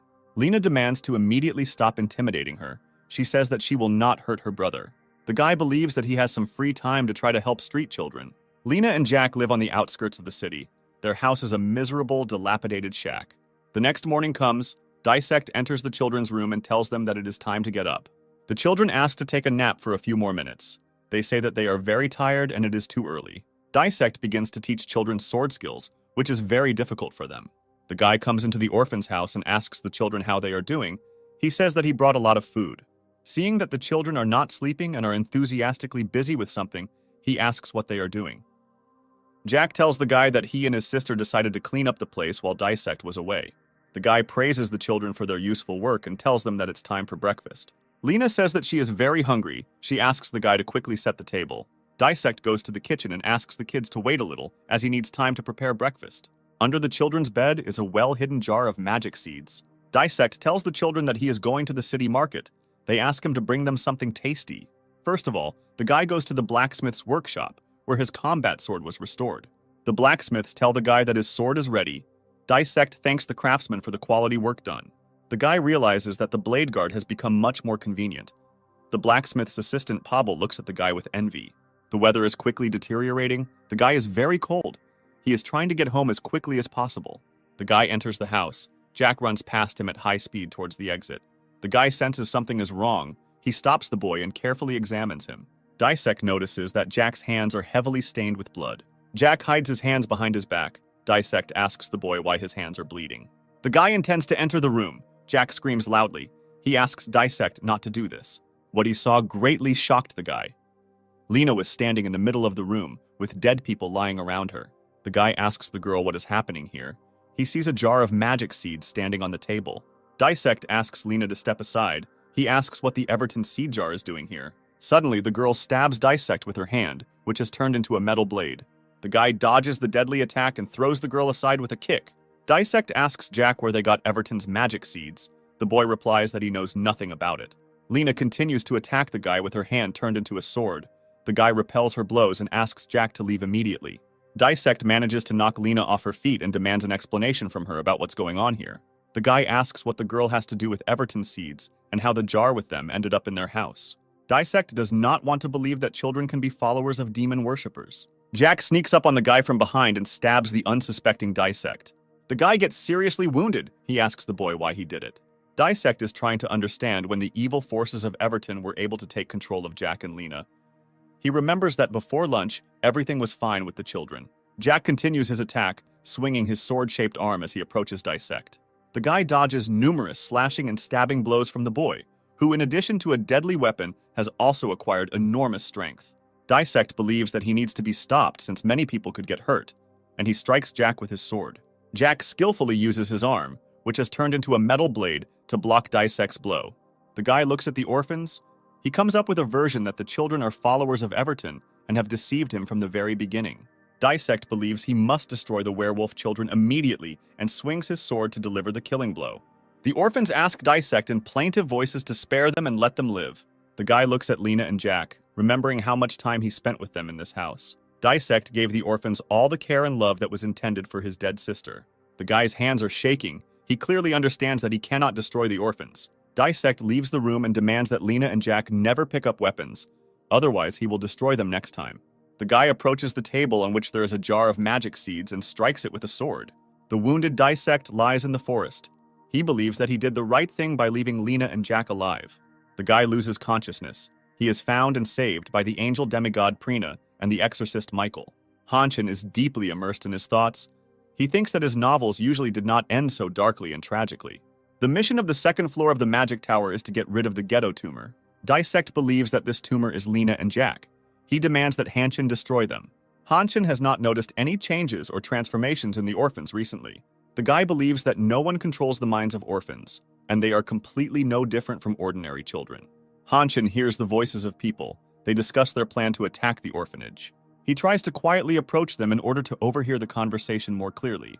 The townspeople are going to get rid of the demons tonight, and some of those present ask what they should do with the new guy. Someone quietly approached Hanshin and put a huge knife to his throat. Hanshin intended to leave but was noticed and stopped by a townsman named Greek. The townsman intends to destroy the guy. He attacks him using his huge knife. Hanshin manages to dodge and jump to the side. Greek considers Hanshin a demon. He is going to deal with the guy as quickly as possible. Hanshin realizes that the second group of townspeople are most likely already in the orphanage, and he intends to rescue them. Lena shields her brother from an aggressive group of townspeople who have entered the house and surrounded them. The townspeople call Hanshin a follower of demons. The guy tries to calm and convince the attackers. Hanshin believes that he has very little time left. He plans to use the indecision of the townspeople to escape. The guy rushes as fast as he can to the exit. Greek orders the townspeople not to let the guy out of the house under any circumstances. Taking advantage of his speed advantage, Hanshin deftly dodges the townspeople's blows and makes his way to the exit. Dissect is impressed by how persistently the guy tries to save the orphans. Hanshin rushes with all his might to the orphanage. He hopes that he is not late. The guy runs into the house and observes a terrible picture in front of him. The entire room is littered with the corpses of murdered townspeople. In the corner of the room, he finds Lena and Jack crying and shaking with fear. Using a virtual screen, Hanshin tries to contact Dissect. He does not believe that the children did this. Dissect blames himself for everything. He believes that he should have destroyed the werewolf orphans. The owner of the tower, Dissect, asks Hanshin to destroy the werewolf orphans, to which the guy responds with a categorical refusal. Hanshin runs up to Lena and her brother. He hugs the orphans tightly and tries to calm them down. The guy understands that werewolf children commit their terrible deeds in an unconscious state and don't remember anything after that. Hanshin tells the orphans that he will help them get rid of the hellish spell. He suggests leaving the house as soon as possible before anyone comes. The guy hears a loud, piercing scream and turns sharply towards the door. At the entrance, there is an elderly woman who is joined by a group of armed townspeople. Hanshin takes a fighting stance and asks the children to move back to a safe distance. The approaching townspeople are heard cursing, and they have a strong hatred for the werewolf children. The guy is trying to convince the people around him, telling them that the children are victims of Everton. Such a statement infuriates people. They see a huge number of corpses right in front of them. The angry crowd slowly approaches Hanshin, who is standing in the corner with orphans hiding behind him. Hanshin uses his magic bracelet on his arm to teleport the weapon. A huge battle pole appears in the guy's hands, with the help of which he intends to clear the path to retreat. The guy tells Lena and her brother to stick together and follow him. Reinforcements approach the townspeople and they launch a furious attack on Hanshin and the werewolf children. The guy skillfully uses a fighting pole. With deft movements, he clears the way for retreat. A moment later, all the attackers were lying unconscious on the ground. The guy did not use deadly equipment, so all the townspeople remained alive. The elderly woman grabs Hanshin by the clothes and asks the guy why they are doing this to them. While the guy was talking with the elderly woman, one of the attackers returned to consciousness. He intends to finish what he started. Hanshin rushes to help the orphans. He blocks the blow of the townsman. The guy uses his fighting pole, with which he quickly eliminates the threat. Hanshin orders the children not to waste time and run to the exit, but Jack does not want to leave the house.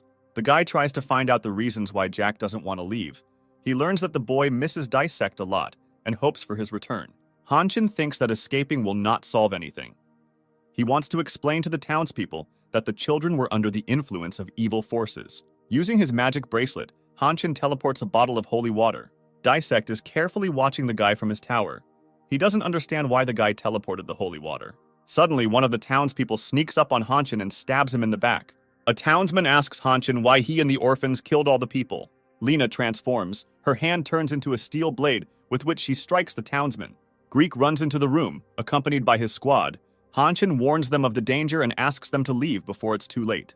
Lena and her brother look attentively at the townspeople, their hands turned into war steel blades. The guy believes that it is necessary to use holy water as quickly as possible, before the werewolf children kill all the townspeople. Lena, at great speed, rushes towards a group of townspeople standing at the entrance. Hanshin does not allow the girl to commit a terrible thing. He catches up with her and throws her aside with a blow from his fighting pole. The guy stands opposite the girl, trying to understand what forces have taken control of the minds of the orphans. Hanshin hears Dissect's voice, which demands that the guy not ignore his instructions and immediately destroy the werewolf children. The guy is trying to find a way out and save the orphans. He takes a bottle of holy water in his hand and approaches Lena. At the last moment, Hanshin notices Jack trying to attack him from behind. The guy throws a bottle of holy water at him. He believes that with its help, he can free the orphans from mind control. When hit in the head, the bottle breaks and holy water falls on Jack's body. The werewolf boy stops his attack. He screams loudly. Hanshin sees dark energy starting to come out of him. Lena is not going to accept defeat and attacks Hanshin. The guy teleports another bottle of holy water from his magic bracelet. He dodges Lena's blows and at the same time pours holy water on her. The girl stops her attack. At the same moment, a stone flies into her head. Angry townspeople throw stones and improvised objects at the werewolf children. Hanshin demands that they stop this immediately. Holy water has a strong effect on werewolf children. They sit on the floor and scream loudly. After a few minutes, mind control worms begin to emerge from the werewolf children. With their help, the demon followers controlled their minds. The townspeople are shocked by what is happening as they watch the mind control worms crawl out of the children. Hanshin knows that worms cannot act without a host. He must be somewhere nearby. A man appears on the threshold. The mind control worms that have come out rush towards him. Hanshin knows that Dissect is closely watching him. He wants the owner of the tower to see the real source of evil. The mind control worms crawled up to their master and jumped into his arms. Pavel is standing on the threshold. She is the mistress of the parasites that until recently controlled the minds of children. Using a magical bracelet, Hanshin teleports a bottle of holy water to heal his wound. The guy intends to deal with Pablo as soon as possible. He hears the voice of Dissect, who is surprised by the true cause of the problem. Pablo begins to kill nearby townspeople. She develops a strong hatred for those around her, especially Hanshin, who figured out her secret. Approaching the guy, Pablo tells him that he has no idea how much time and effort she has invested in the werewolf children. Uttering angry words and curses, Pablo systematically destroys nearby townspeople. The surviving townspeople leave the cursed house. Pablo stands opposite the main character. Hanshin demands that she immediately leave the children alone. Pablo calls them to her. She tells the guy that he doesn't even know who the children really are. Hanshin is surprised by this information. Pablo says that children are not really people. She says that Lena and Jack are doubles, monsters that can turn into anything. Pablo's voice is heard. She says that the guy protects monsters in human form. The girl tells Hanshin that the monsters transformed into their current form after eating the corpses of children. Hanshin orders Lena and Jack not to listen to Pablo. He says that she is lying. Lena cannot contain her emotions. She does not want to come to terms with the fact that she is a monster. The girl says that children are ordinary monsters and attacks Hanshin. The guy deftly dodges a series of blows that Pablo inflicts on him. The girl says that in fact, she should be thanked for the great work she has done. Pablo, walking through the night slums of her city, often came across the corpses of dead people. One day, she found an incredibly valuable and useful thing from a dead man. It was Everton's magic crystal. Hanshin demands the girl to shut up immediately. He strikes her with a blow that knocks her aside. Pablo asks the guy a question. She is interested in why he so desperately protects some monsters. Hanshin asks the children not to listen to the girl and to move away to a safe distance. The demigod angel Prina was unable to destroy Everton's magic crystal. This is completely inconsistent with the plot of the novel that Hanshin wrote. With the help of a magic crystal, entities penetrate the person who owns it and enslave his mind. Pablo rushes at the main character. She says that she will destroy him and feed his lifeless body to the demons. Hanshin uses his battle pole as he frantically fends off Pablo's attacks as Dissect's voice is heard cheering him on. The guy demands from Pablo not to treat children as objects that she uses to realize her selfish interests. Hanshin uses the dive skill. This time he selects the Spearmaster, whose name is Roma. The guy's dexterity of movements significantly improves, as well as his striking power and connection with the spear. Pablo, with the help of Everton's magic crystal, has gained the ability to disarm. She intends to use it in battle. Any weapon that touches her during a duel is immediately destroyed. The Pablo ability only has no effect on the Dissect sword, but the main character physically cannot dive into it. Hanshin has only one way to defeat Pablo. He needs to use the magical lightning power of the spearman Roma. The guy notices that during the fight, Pablo's aura changed. It is able to reflect lightning strikes from the spear. Hanshin finds a way out of this situation. He delivers a series of kicks that the opponent is unable to parry. Pablo falls to the floor. She realizes that the guy is able to predict her movements. The guy activates the magical power of lightning to maximum power, intending to defeat Pablo in hand-to-hand combat. Hanshin delivers an effective series of blows to Pablo. The girl cannot resist his furious onslaught and the force of lightning. Pablo tells the guy that the result of the fight will not change anything. The werewolf monsters will remain what they are. The girl claims that werewolf children are just a tool to achieve great goals. Hanshin understands the desires that feed the Everton magic crystal embedded in Pablo. The girl has always been a minor character. Her soul was full of envy and hatred of successful and charismatic people. Hanshin invites Pablo to get rid of the envy that is destroying her from the inside. The guy uses the lightning power of the spear to free the girl from the influence of Everton's magic crystal. There is a huge release of energy that destroys the miserable shack located in the ghetto. Hanshin manages to neutralize Everton's magic crystal and removes it from the girl's body. The guy tightly grips the crystal in his hand and destroys it. The mission to clear the second floor of the tower is successfully completed. Lena and Jack are standing in the corner of the room. They are very scared. Hanshin intends to approach the children and calm them down. The guy observes a huge number of dead townspeople around him. Such a senseless massacre was not in the plot of his novel. Hanshin wants to understand why the plot lines of his stories change. The guy's thoughts are interrupted by Pablo's voice. The girl says that nothing is over yet. She demands the werewolf children be returned to her, and mind control worms are sent in their direction. One of the worms attacks Lena. It embeds itself in her mind. Jack demands to leave his sister alone. Pablo understands that the penetration into Lena's mind was successful. She is trying to take complete control of the girl. Hanshin is in a hurry. Using his magic bracelet, he tries to teleport the holy water as quickly as possible. Lena is enveloped in a huge amount of particles of divine energy. The The girl demands that the worms immediately leave her mind. Jack is very frightened by the transformation of his sister. He clings to Hanshin. The guy calms the werewolf child. Lena rises above the ground, her entire body emitting a bright golden light. Hanshin sees a transformation field forming around the werewolf girl's body. Using the transformation field and divine energy, Lena transforms into a doppelganger of Dissect. Lena, in her Dissect guise, says she is the messenger of justice and raises her sword to strike Pobble. Pobble expresses her rage with a loud scream. She realizes that she has completely lost control over the werewolf children. Lena, in her Dissect guise, stands opposite the surprised Hanshin, overjoyed at her release. Lena approaches Pobble lying on the ground. She transforms into her normal form. Jack realizes that the mortal danger is behind him. He rushes to his sister to hug her. The guy admires Lena's transformation skills. He asks his sister how she did it. The werewolf girl says that she was very scared, after which she plunged endlessly into the deep sea abyss. During the dive, Lena realized that she was a werewolf, being taken advantage of by evil people. The werewolf girl saw a bright light. She had only one thought: reach for the light to reunite with it. Lena hears Dissect's voice telling the werewolf girl to never give up. The werewolf girl tells Jack that he too has the opportunity to transform. For this, he needs to imagine the form into which he wants to transform. Jack tries to concentrate to trigger the transformation field, but he fails. The werewolf boy continues to try to transform. He holds the image into which he wants to turn. Hanshin watches closely as Jack successfully transforms into a small floating creature.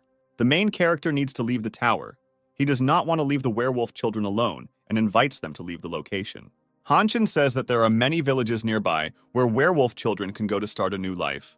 Lena and Jack do not want to leave their hometown, since they have lived in it all their lives. The werewolf children intend to stay in their home and wait for Dissect to return to them. Hanshin hears a voice that announces the beginning of the movement from the tower. The surrounding space begins to slowly collapse. There is a huge destroyed quarter in the city that is not being restored after the last earthquake. Khan and Yuna search for Hanshin in the destroyed quarter. They use the mana detector. Yuna can't hold back her tears and hopes that nothing happened to Hanshin. The guy calms her down. A loud bang is heard, and a flash of bright light illuminates the deserted streets of the abandoned quarter. Hanshin appears from the fiery cocoon. The guy is dissatisfied with the fact that he quickly moved and did not say goodbye to the werewolf children. The guy comes to his senses after the transfer and realizes that the werewolf children teleported with him. Hanshin is very surprised by this. He does not understand why the werewolf children teleported with him. Lena and Jack are very nervous and ask the guy where their home went. Hanshin asks the werewolf children to take human form. Children take on their usual appearance. The new surrounding space frightens them greatly. The guy calms down the werewolf children. He explains that they are in a neighboring area of his city and they should not worry. Lena and Jack realize that they are very far from home. They begin to worry that Dissect will not be able to find them if it returns. Hanshin reassures the children. He tells them that they will definitely meet Dissect in the future. Yuna appears from around the corner of a destroyed building and quickly approaches the guy. The girl hugs the guy tightly and begins to sob loudly. Hanshin tries to calm her down. Yuna says that Hanshin suddenly disappeared without a trace, which greatly frightened his friends. The guy asks the girl for forgiveness and tells her that he had a special secret mission. Khan approaches the guys. He tells the guy that Yuna was very worried about him. He asks him not to do this in the future. Khan is very surprised that Hanshin was in the sword tower and cleared the first floor there. Hanshin's friends are delighted and surprised that he was able to penetrate the new tower, about which almost nothing is known. Yuna asks Hanshin a question. She is interested in who the children who arrived with the guy are. Hanshin replies to his friends that these are his children. The guy's friends are very surprised and choke on their drinks. Hanshin asks the children to introduce themselves. They are happy to meet the guy's friends. Yuna is fascinated by the appearance of the children and offers them ice cream. A virtual screen appears, informing the main character that he is being summoned to the first floor of the sword tower. Hanshin manages to ask his friends to look after the children. He begins to move to the first floor of the tower. The surrounding space begins to collapse around the guy. He teleports to the magic tower. Hanshin moves to a huge deserted clearing located in a mountain valley. He hears the footsteps of a man approaching him and turns sharply. A sharp combat blade rests against his throat. Dissect has a very angry appearance and requires you to answer several questions. The owner of the tower asks the guy if he is a follower of demon worshippers. Hanshin admires Dissect's appearance, his dark hair and huge purple eyes. Dissect swings his combat blade and strikes a few centimeters from the guy. The tower owner once again asks Hanshin if he is an Everton follower. Dissect says that ordinary people are unaware of the existence of mind-controlling brainworms. The owner of the tower is very worried about the fact that Hanshin has information about details that Dissect does not know about. He recalls that the guy immediately found woven coconut fiber when he was on the first floor of the tower. Hanshin thinks about how he can calm Dissect down and whether he should tell the whole truth now. Dissect understands that the guy's actions are directed against Everton, but he is tormented by strong doubts. He thinks that the guy is hiding a lot from him and decides to check Hanshin soon. Hanshin's voice is heard. The guy tells Dissect that initially there were no towers on Earth. Hanshin says that magic towers began to be built on the basis of myths and legends. If the hero of the myths manages to pass the test, he is rewarded with the right to own the tower. The guy reports that in the novels he read, there was a story called Dissect, where he, along with other heroes, fought the Great Devil. Hanshin continues his story. He says that the towers of 7 heroes appear in the novel, one of which is called the Sword Tower. At this time, Everton and the demon worshippers appear, who are going to enslave the whole world. Hanshin believes that Dissect will never believe that he is a character in his novel. Dissect believes in the guy's words. He understands that Hanshin has nothing to do with Everton. Hanshin declares that he is going to stop Everton and the demon worshippers so that no one else gets hurt. Dissect tells the guy that with his current abilities it will be very difficult to realize his goal. The owner of the tower leaves. He invites Hanshin to visit the tower soon to prepare for the decisive battle. Dissect sits on a throne in his tower. He analyzes the information that Hanshin brought to him. Dissect represents a powerful being who is at the center of the universe and makes real worlds out of fictional stories. The owner of the tower understands that Hanshin is hiding a lot from him, but he wants to believe the guy. The angel demigod Prina realizes what Hanshin might be hiding, and she informs Dissect about it. Prina says that when she prays to God, she feels an energy similar to that coming from Hanshin. The werewolf children have become very close friends with Hanshin's friends, and they have fun spending their free time together. Hanshin is mentally preparing for the tough training that Dissect will conduct. The main character is very pleased that in a short time, Yuna has become very close friends with Lena. The guy asks Yuna how Saren is feeling. He hasn't heard anything about her for a long time. The girl answers Hanshin. She says that Saren is now in the rehabilitation center of the Superhero Association. Hanshin comes to the rehabilitation center to visit Saren. The guy enters the girl's room. Saren stands by the window. She slowly turns to Hanshin. The main character is very happy to meet her and offers Saren her favorite drink. The guy apologizes for not coming earlier because he was very busy. Hanshin asks the girl how she is feeling and asks when she is going to be discharged from the hospital. The girl starts crying and tells the guy that she is scared. She can no longer use mana. The doctors conducted a full examination of Saren and informed her that her mana channels were blocked. The doctor calms the girl down and tells her that in the future, she can work in the analytical department or find other varied work. Saren is very upset because all her life she dreamed of becoming a great superhero. She experiences severe psychological suffering and tells the guy that her dream will never come true. Hanshin remembers his past life. He understands well what it is like when the dream that he has been pursuing all his life is broken into pieces. The girl asks the guy for forgiveness and asks him to leave, as she wants to be alone.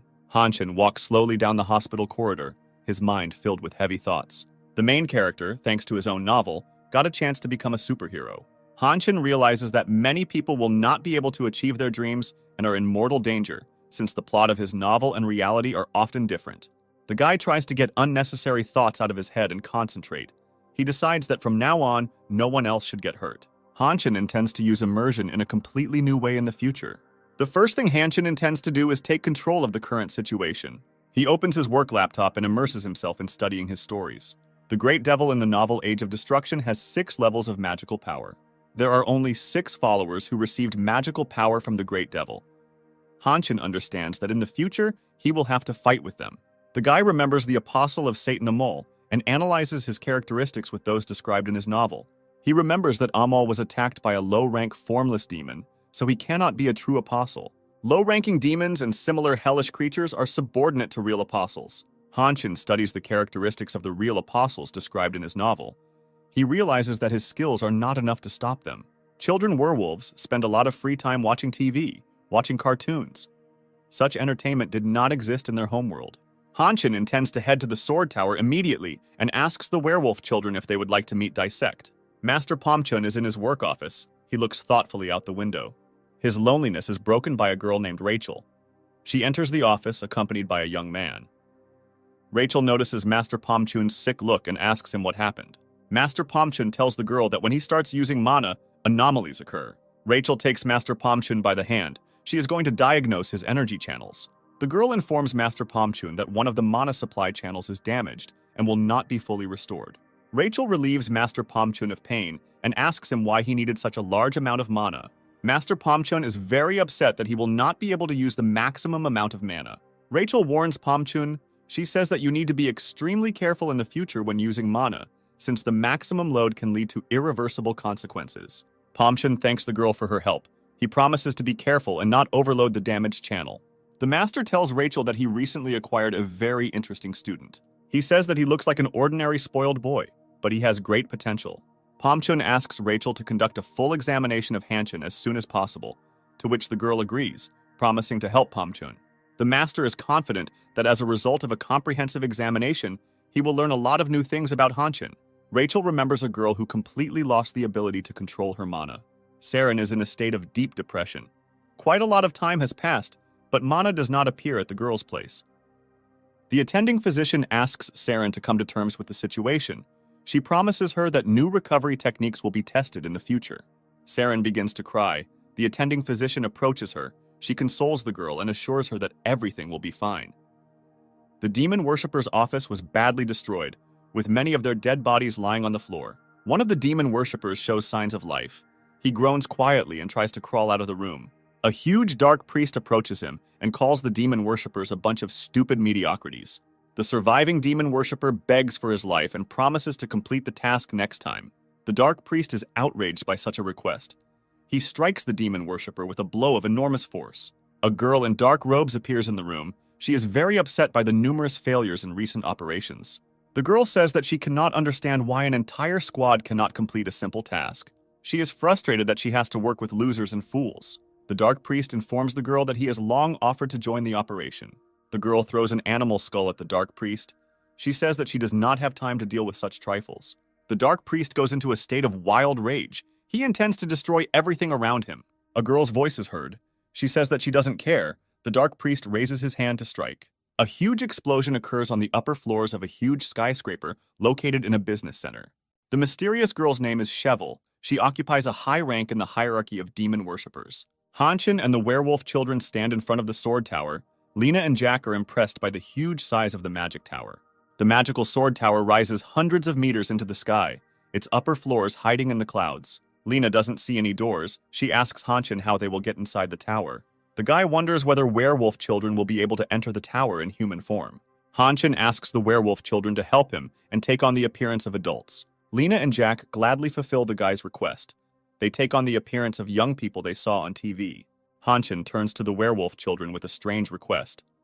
He asks them to temporarily take on the form of objects. Lena and Jack turn into rings, which Hanshin puts on his hand. Hanshin approaches the huge ritual stone standing opposite the sword tower and places his hand on it. At the same moment, the space around the guy begins to disappear. He moves inside the sword tower. The werewolf children are delighted after the transfer. They ask the guy how soon they can meet Dissect. Hanshin cannot understand which floor of the tower he is on. The guy heard a voice that tells him that it is the third floor. Opposite Hanshin is Dissect. The owner of the tower immediately sensed the presence of Lena and Jack. The were-children transform into their normal form and rush towards Dissect. Lena and Jack can't contain their emotions. They cry loudly and say that they miss Dissect a lot. The owner of the tower is glad to meet you. He tells the werewolf children that he also missed them a lot. Dissect asks Hanshin what he was doing and why he came so late. Hanshin tells Dissect that he is fully prepared to begin his grueling training. The werewolf children sleep carefree under the shade of a huge tree. Not far from them, Dissect instructs Hanshin. The main character receives a mission called Confession of the Tower Owner. He asks Dissect what kind of training he will have. Dissect points Hanshin in the direction of the training ground. The main character looks at the mountains located in the distance. Dissect invites the guy to look down. Hanshin is horrified by the depth of the gorge, which he had not noticed before. Dissect invites the guy to jump down the gorge. Hanshin flatly refuses. He considers it crazy. Dissect pushes the guy. Hanshin screams loudly, falling down a deep gorge. At the bottom of the gorge, there is a huge lake, into which a guy lands. Hanshin promises to take revenge as soon as he rises to the top. He dries his wet clothes and looks around to explore his surroundings.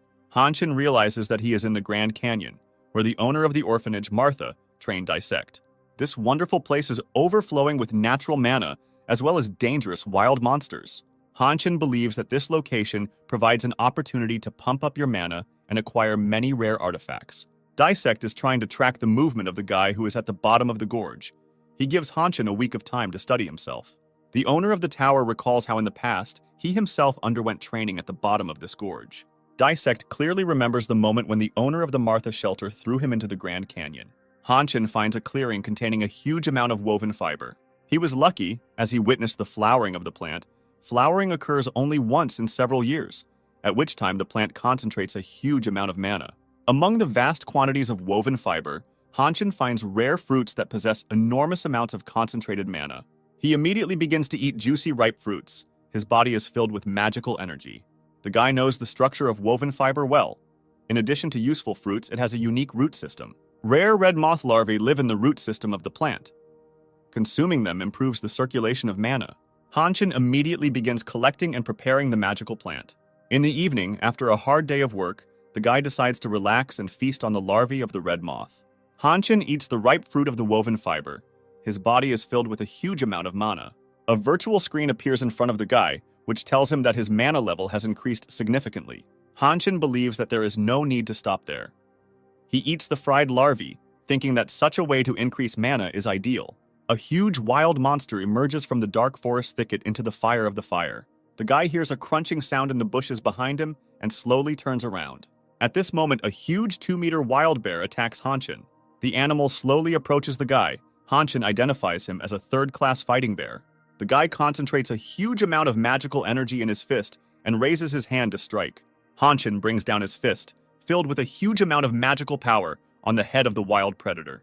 The bear loses consciousness. The guy was able to deal with the wild predator with one blow. Hanshin is attacked by a pack of silver wolves. The guy is absolutely calm, because he believes that he can easily cope with them. He remembers his first fight with a magical wolf, which took place in a supermarket. The guy decides to warm up and teleports a battle sword with the help of the magic Hanshin bracelet. In a huge tower on the upper floors, there is a bright light. A meeting of demon worshippers is taking place there. The man informs those present that the flower of peace is ready for use. Cheval has never seen such a magical plant. She admires its beauty and potential. The Dark Priest says that it is necessary to reconsider the tactics of the organization, since the old methods no longer work. A man standing at the window reports that a secret operation will soon begin, which under no circumstances must fail. Cheval tells the man standing by the window that they have everything ready to capture the 8th hero. She assumes that her team may run into problems because there is a serious obstacle in their way. Cheval tells those present that Master Pomchun has unique characteristics and skills. The man standing at the window is called Rick. He asks those present not to worry and says that he is taking charge of the Pomchun Master. Rick thinks it's time to see his old comrade. Hanshin wastes no time in vain. Being in the Great Canyon, he systematically exterminates wild monsters. Each victory of a guy over an enemy increases his combat characteristics and skills. The guy puts the battle sword back into the magic bracelet. He believes that he has increased his mana enough, and he needs to go back. But first he intends to collect valuable magical plants and rare artifacts. Hanshin activates the enhanced detection skill to find items of interest. He discovers very rare magical minerals nearby. In order to get to the magical minerals, the guy has to climb a high mountain. Hanshin realizes that the magical minerals are located inside the cave behind a small ledge located on the rock. The climb is difficult for the guy. He is going to use mana to make his task easier. Hanshin channels mana energy between 2 stones, the energy explosion unlocking magical minerals. The guy reaches the treasured entrance to the cave. In a few minutes, he intends to become the owner of a priceless treasure. The entire interior space of the cave is strewn with a huge number of magical stones. Hanshin selects the most valuable specimens among them. He did not expect that the magical minerals would be large and heavy. The guy directs a flow of mana into the windstone, which allows him to activate the hidden properties of the stone, which Hanshin uses for levitation. The main character is going to use the windstone to leave the Grand Canyon.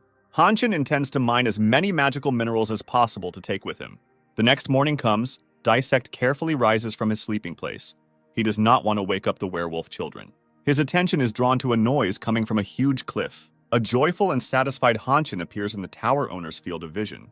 The guy reports that he completed the test. Dissect praises Hanshin for completing the task in just 4 days, instead of the allotted 7. The owner of the tower sees that the guy has improved his combat skills, and his mana has increased many times over. Dissect informs the guy that the next stage of training will be to learn sword techniques.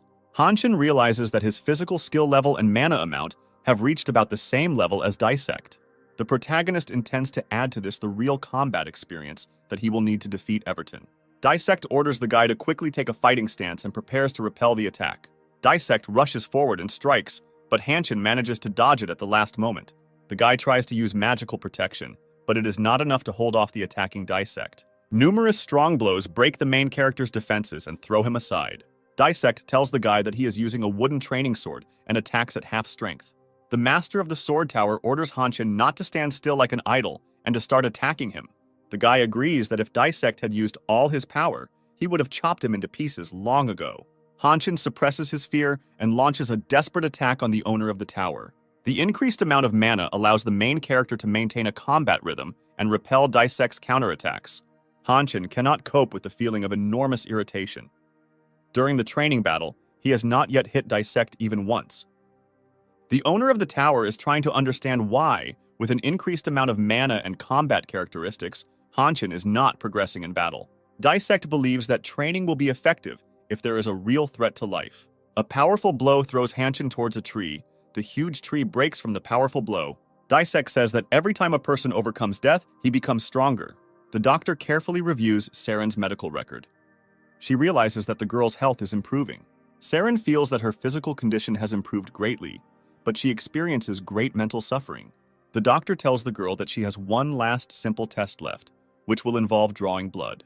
The medical officer smiles evilly. The woman says that they will begin drawing blood immediately. Hanshin continues to fend off Dissect's strongest attacks. The guy needs to hold out for another hour to complete the training. The main character is very tired, but he is pleased with the understanding that he is beginning to anticipate the beginning of the Dissect attack. Confident in his ability to predict the enemy's actions, Hanshin decides to launch a counterattack. The counterattack was successful, forcing Dissect to retreat into a defensive position. Dissect tells the guy that the time for games is over and delivers a series of powerful blows. Hanshin asks for a short break, but Dissect tells him that there will be no breaks during the actual battle. As the tip of the wooden training blade approaches Hanshin's face, he hears a signal indicating that the training sparring is over. Dissect tells the guy that he was very lucky today, and that in a real fight he would already be dead. The subordinate reports to Master Pomchun that a series of terrorist attacks have occurred on the outskirts of the city. The guy reports that a huge number of civilians were injured. Master Pomchun studies secret documents. He cannot understand what goals the terrorists were pursuing. Everton's signs have appeared at the site of the terrorist attack, which are currently being examined by experts. Master Pomchun understands that only a first-generation superhero could organize such atrocities. Master Pomchun's thoughts are interrupted by the loud sound of the door opening. An excited young man runs into his office. The guy informs the master that a new magic tower has appeared on the outskirts of the city. The huge black magic tower located on the outskirts of the city is called the Tower of the Reborn Hero.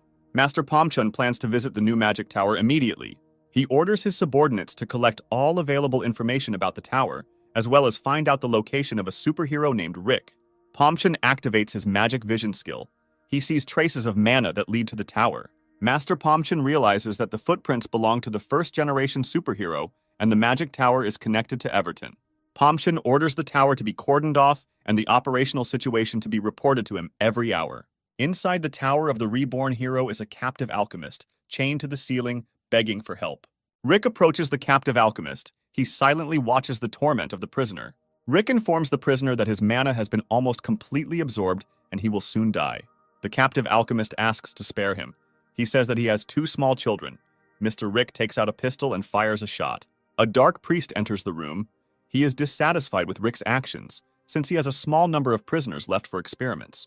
The dark priest tells Rick that he does not have enough prisoners to continue the experiment. Rick demands that the dark priest not shift other people's problems onto him. The dark priest casts a withering glance at Rick, his eyes full of desire to use him as material for his dark experiments. Mr. Rick is filled with rage. He feels great hatred for the dark priest. A large amount of dark energy is released, and a huge crimson aura appears around Rick. Dark energy is transformed into active dark matter, which begins to envelop the body of the dark priest. The dark matter reaches the dark priest's throat and begins to choke him. Mr. Rick approaches the dark priest. He points a gun to his head. Mr. Rick tells the dark priest that if he shows such disrespect towards him, he will die. Cheval enters the room. She invites the men to calm down and concentrate on completing the task. Cheval carefully examines the deceased captive alchemist. She is unhappy that the experiments did not achieve their goal. Mr. Rick advises his comrades to work harder, since they do not have enough mana to open the Hellgate. Cheval says that it will be impossible to do this in the near future without using the mana of the 8th hero. The Dark Priest believes that the 8th hero must be captured before his mana is fully awakened. Mr. Rick says that they can use Master Pomchun instead of the 8th hero. His mana will be enough to open the gate. Master Pomchun is a top-class superhero and has a huge amount of mana. Cheval believes that this task is extremely difficult to complete. It will be much easier to capture the 8th hero, who has not yet awakened. Mr. Rick says that this may take a lot of time. He suggests luring Master Pomchun inside the tower. Cheval reports that it will be extremely difficult to deal with Pomchun. Rick replies that he will take it upon himself. The conversation of Everton's followers is interrupted by the Great Dark Master entering the room.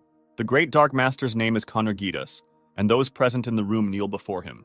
Connergitas is a reborn superhero. He asks those present why they have collected so little mana so far. Mr. Rick apologizes to Connergitas. He says that the process is a little delayed, since they cannot find out the location of the 8th hero.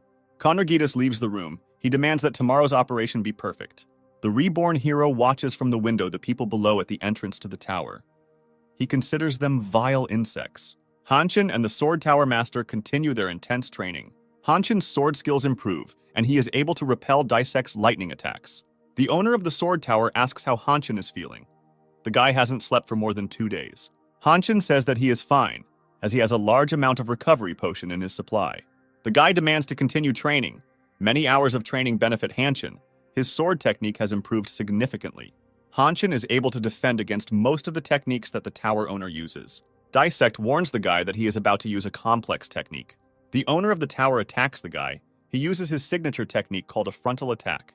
Hanshin parries Dissect's blow, but lacks the necessary experience to work at close range. Dissect catches the right moment. He suddenly performs a sweep. Hanshin falls to the ground. The guy instantly groups himself, which allows him to quickly get to his feet. Hanshin is ready to continue the fight.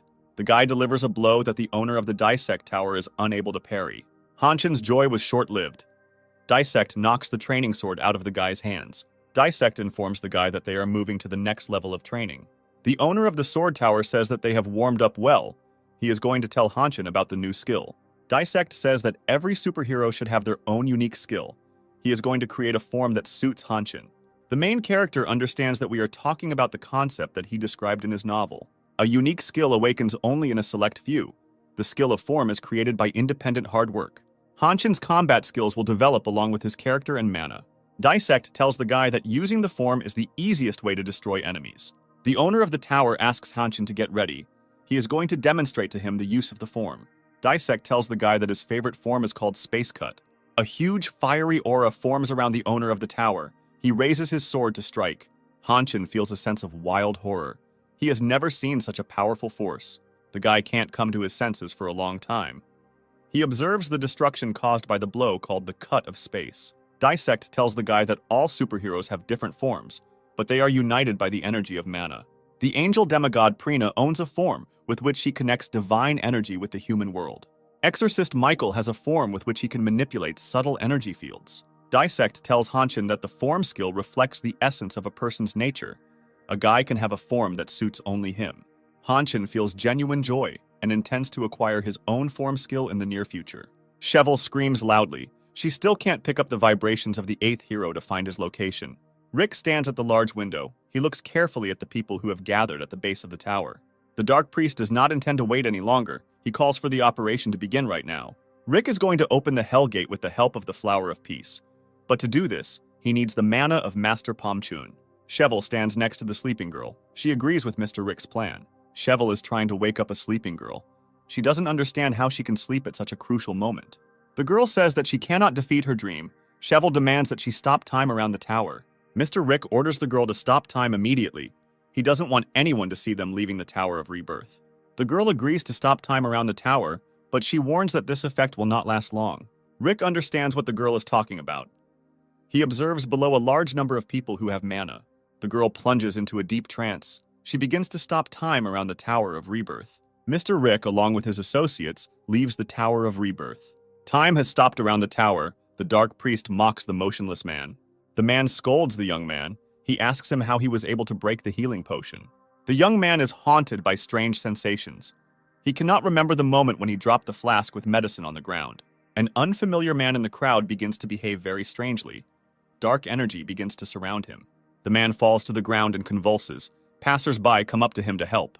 The man was a follower of Everton. He successfully summoned a monster. Passers-by are trying to escape. A huge monster roars loudly and rushes in pursuit of the fleeing people. A pack of aggressive wolves attacks the defenseless residents of the city, while a stranger watches what is happening from the roof of a tall building. Mr. Rick informs his associates that their time has come and invites them to have fun. He stands on the roof of a tall building and is about to activate a magical flower to open a portal to hell. The dark priest jumps from the roof of the building onto the fleeing defenseless townspeople. He generates streams of fiery energy in his hands to bring them down on innocent people. Cheval teleports a huge number of monsters, which head into the streets of the city in dense rows. Master Pomchun is in his office studying secret documents. After analyzing the information, he realizes that Mr. Rick is in the Tower of Rebirth. The door to Master Pomchun's office opens and Rachel enters the room, announcing that she has urgent news. Rachel reports the disappearance of a large number of superheroes and claims that this is connected with the Tower of Rebirth. Master Pomchun drinks his coffee slowly. He remains calm and listens carefully to the girl. A young man comes into the office and suggests immediately exploring the Tower of Rebirth. Master Pomchun informs those present that there is a first-generation superhero named Rick in the tower. He also mentions that recently the city headquarters of superheroes was attacked. Many employees went missing, and Mr. Rick is behind it all. Master Pomchun says that the Rebirth Tower is heavily guarded, and he plans to capture Rick when he leaves the tower. Suddenly, the conversation is interrupted by noise and loud explosions happening outside. Rachel wonders what it could be. Master Pomchun and his assistants immediately go outside and head towards the city center. A huge number of monsters have left magical dungeons and escaped into the real world. They destroy everything that gets in their way. Mr. Rick is confident that as soon as he activates the magic flower, Master Pomchun will sense it and fall into the prepared trap. The city has plunged into hellish madness.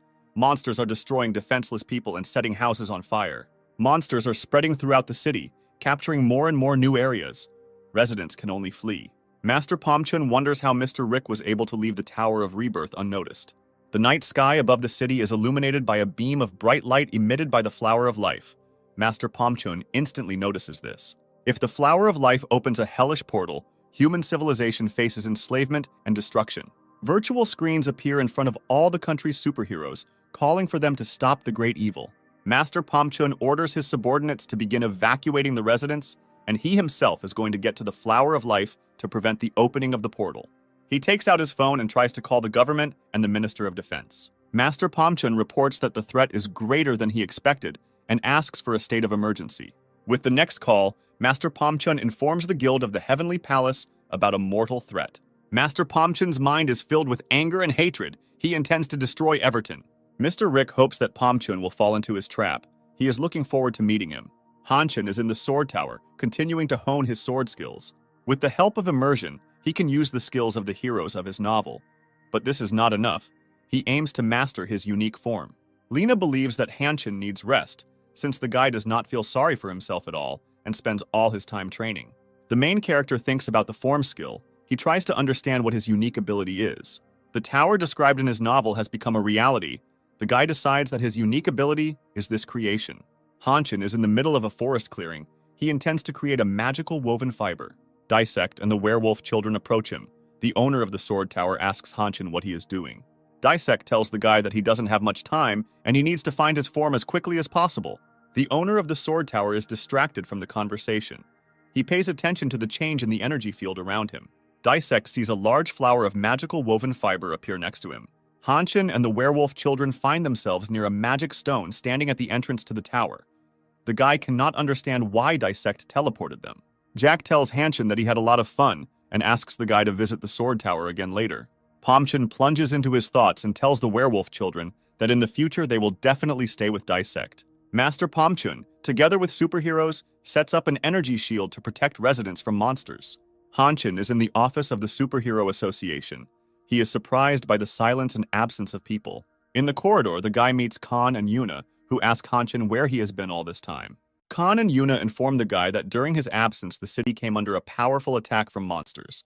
The situation in the city is catastrophic. People are trying to escape from monsters and hide in emergency shelters. Hanshin learns that the hero of his novel, the great Dark Master Konergidas, has become a reality. In the guy's novel, the Dark Master was destroyed in the first chapter. This is completely inconsistent with what is happening in reality now. Khan and Yuna suggest the guy not to waste time and go to the city to face Everton. Yuna reports that she has already completed all the necessary calculations for teleportation. The friends are very excited. They take each other's hands, and teleportation begins to a city captured by monsters. A circle of fire forms in the wasteland, in the center of which Hanshin and his friends appear. The girl looks around. She realizes that there was an error in the teleportation calculations. Yuna realizes that someone interfered with the teleportation process and distorted the coordinates, at which time a huge monster creeps up on her from behind. The girl turns around sharply and sees a huge sword in the monster's hand approaching her. Hanshin reacts to the attack with lightning speed. He cuts the monster in half with a trained blow. The main character and his friends are very close to the flower of the world. The flower emits enormous energy. Hanshin cannot understand how the demon worshippers collected such a huge amount of mana. In the Hanshin novel, the great Dark Master Konergidas uses his own mana to open the gates of hell. Yuna is very nervous. She assumes that Everton's followers have captured Master Palm Chun. Hanshin invites his friends to start running, since there is very little time left.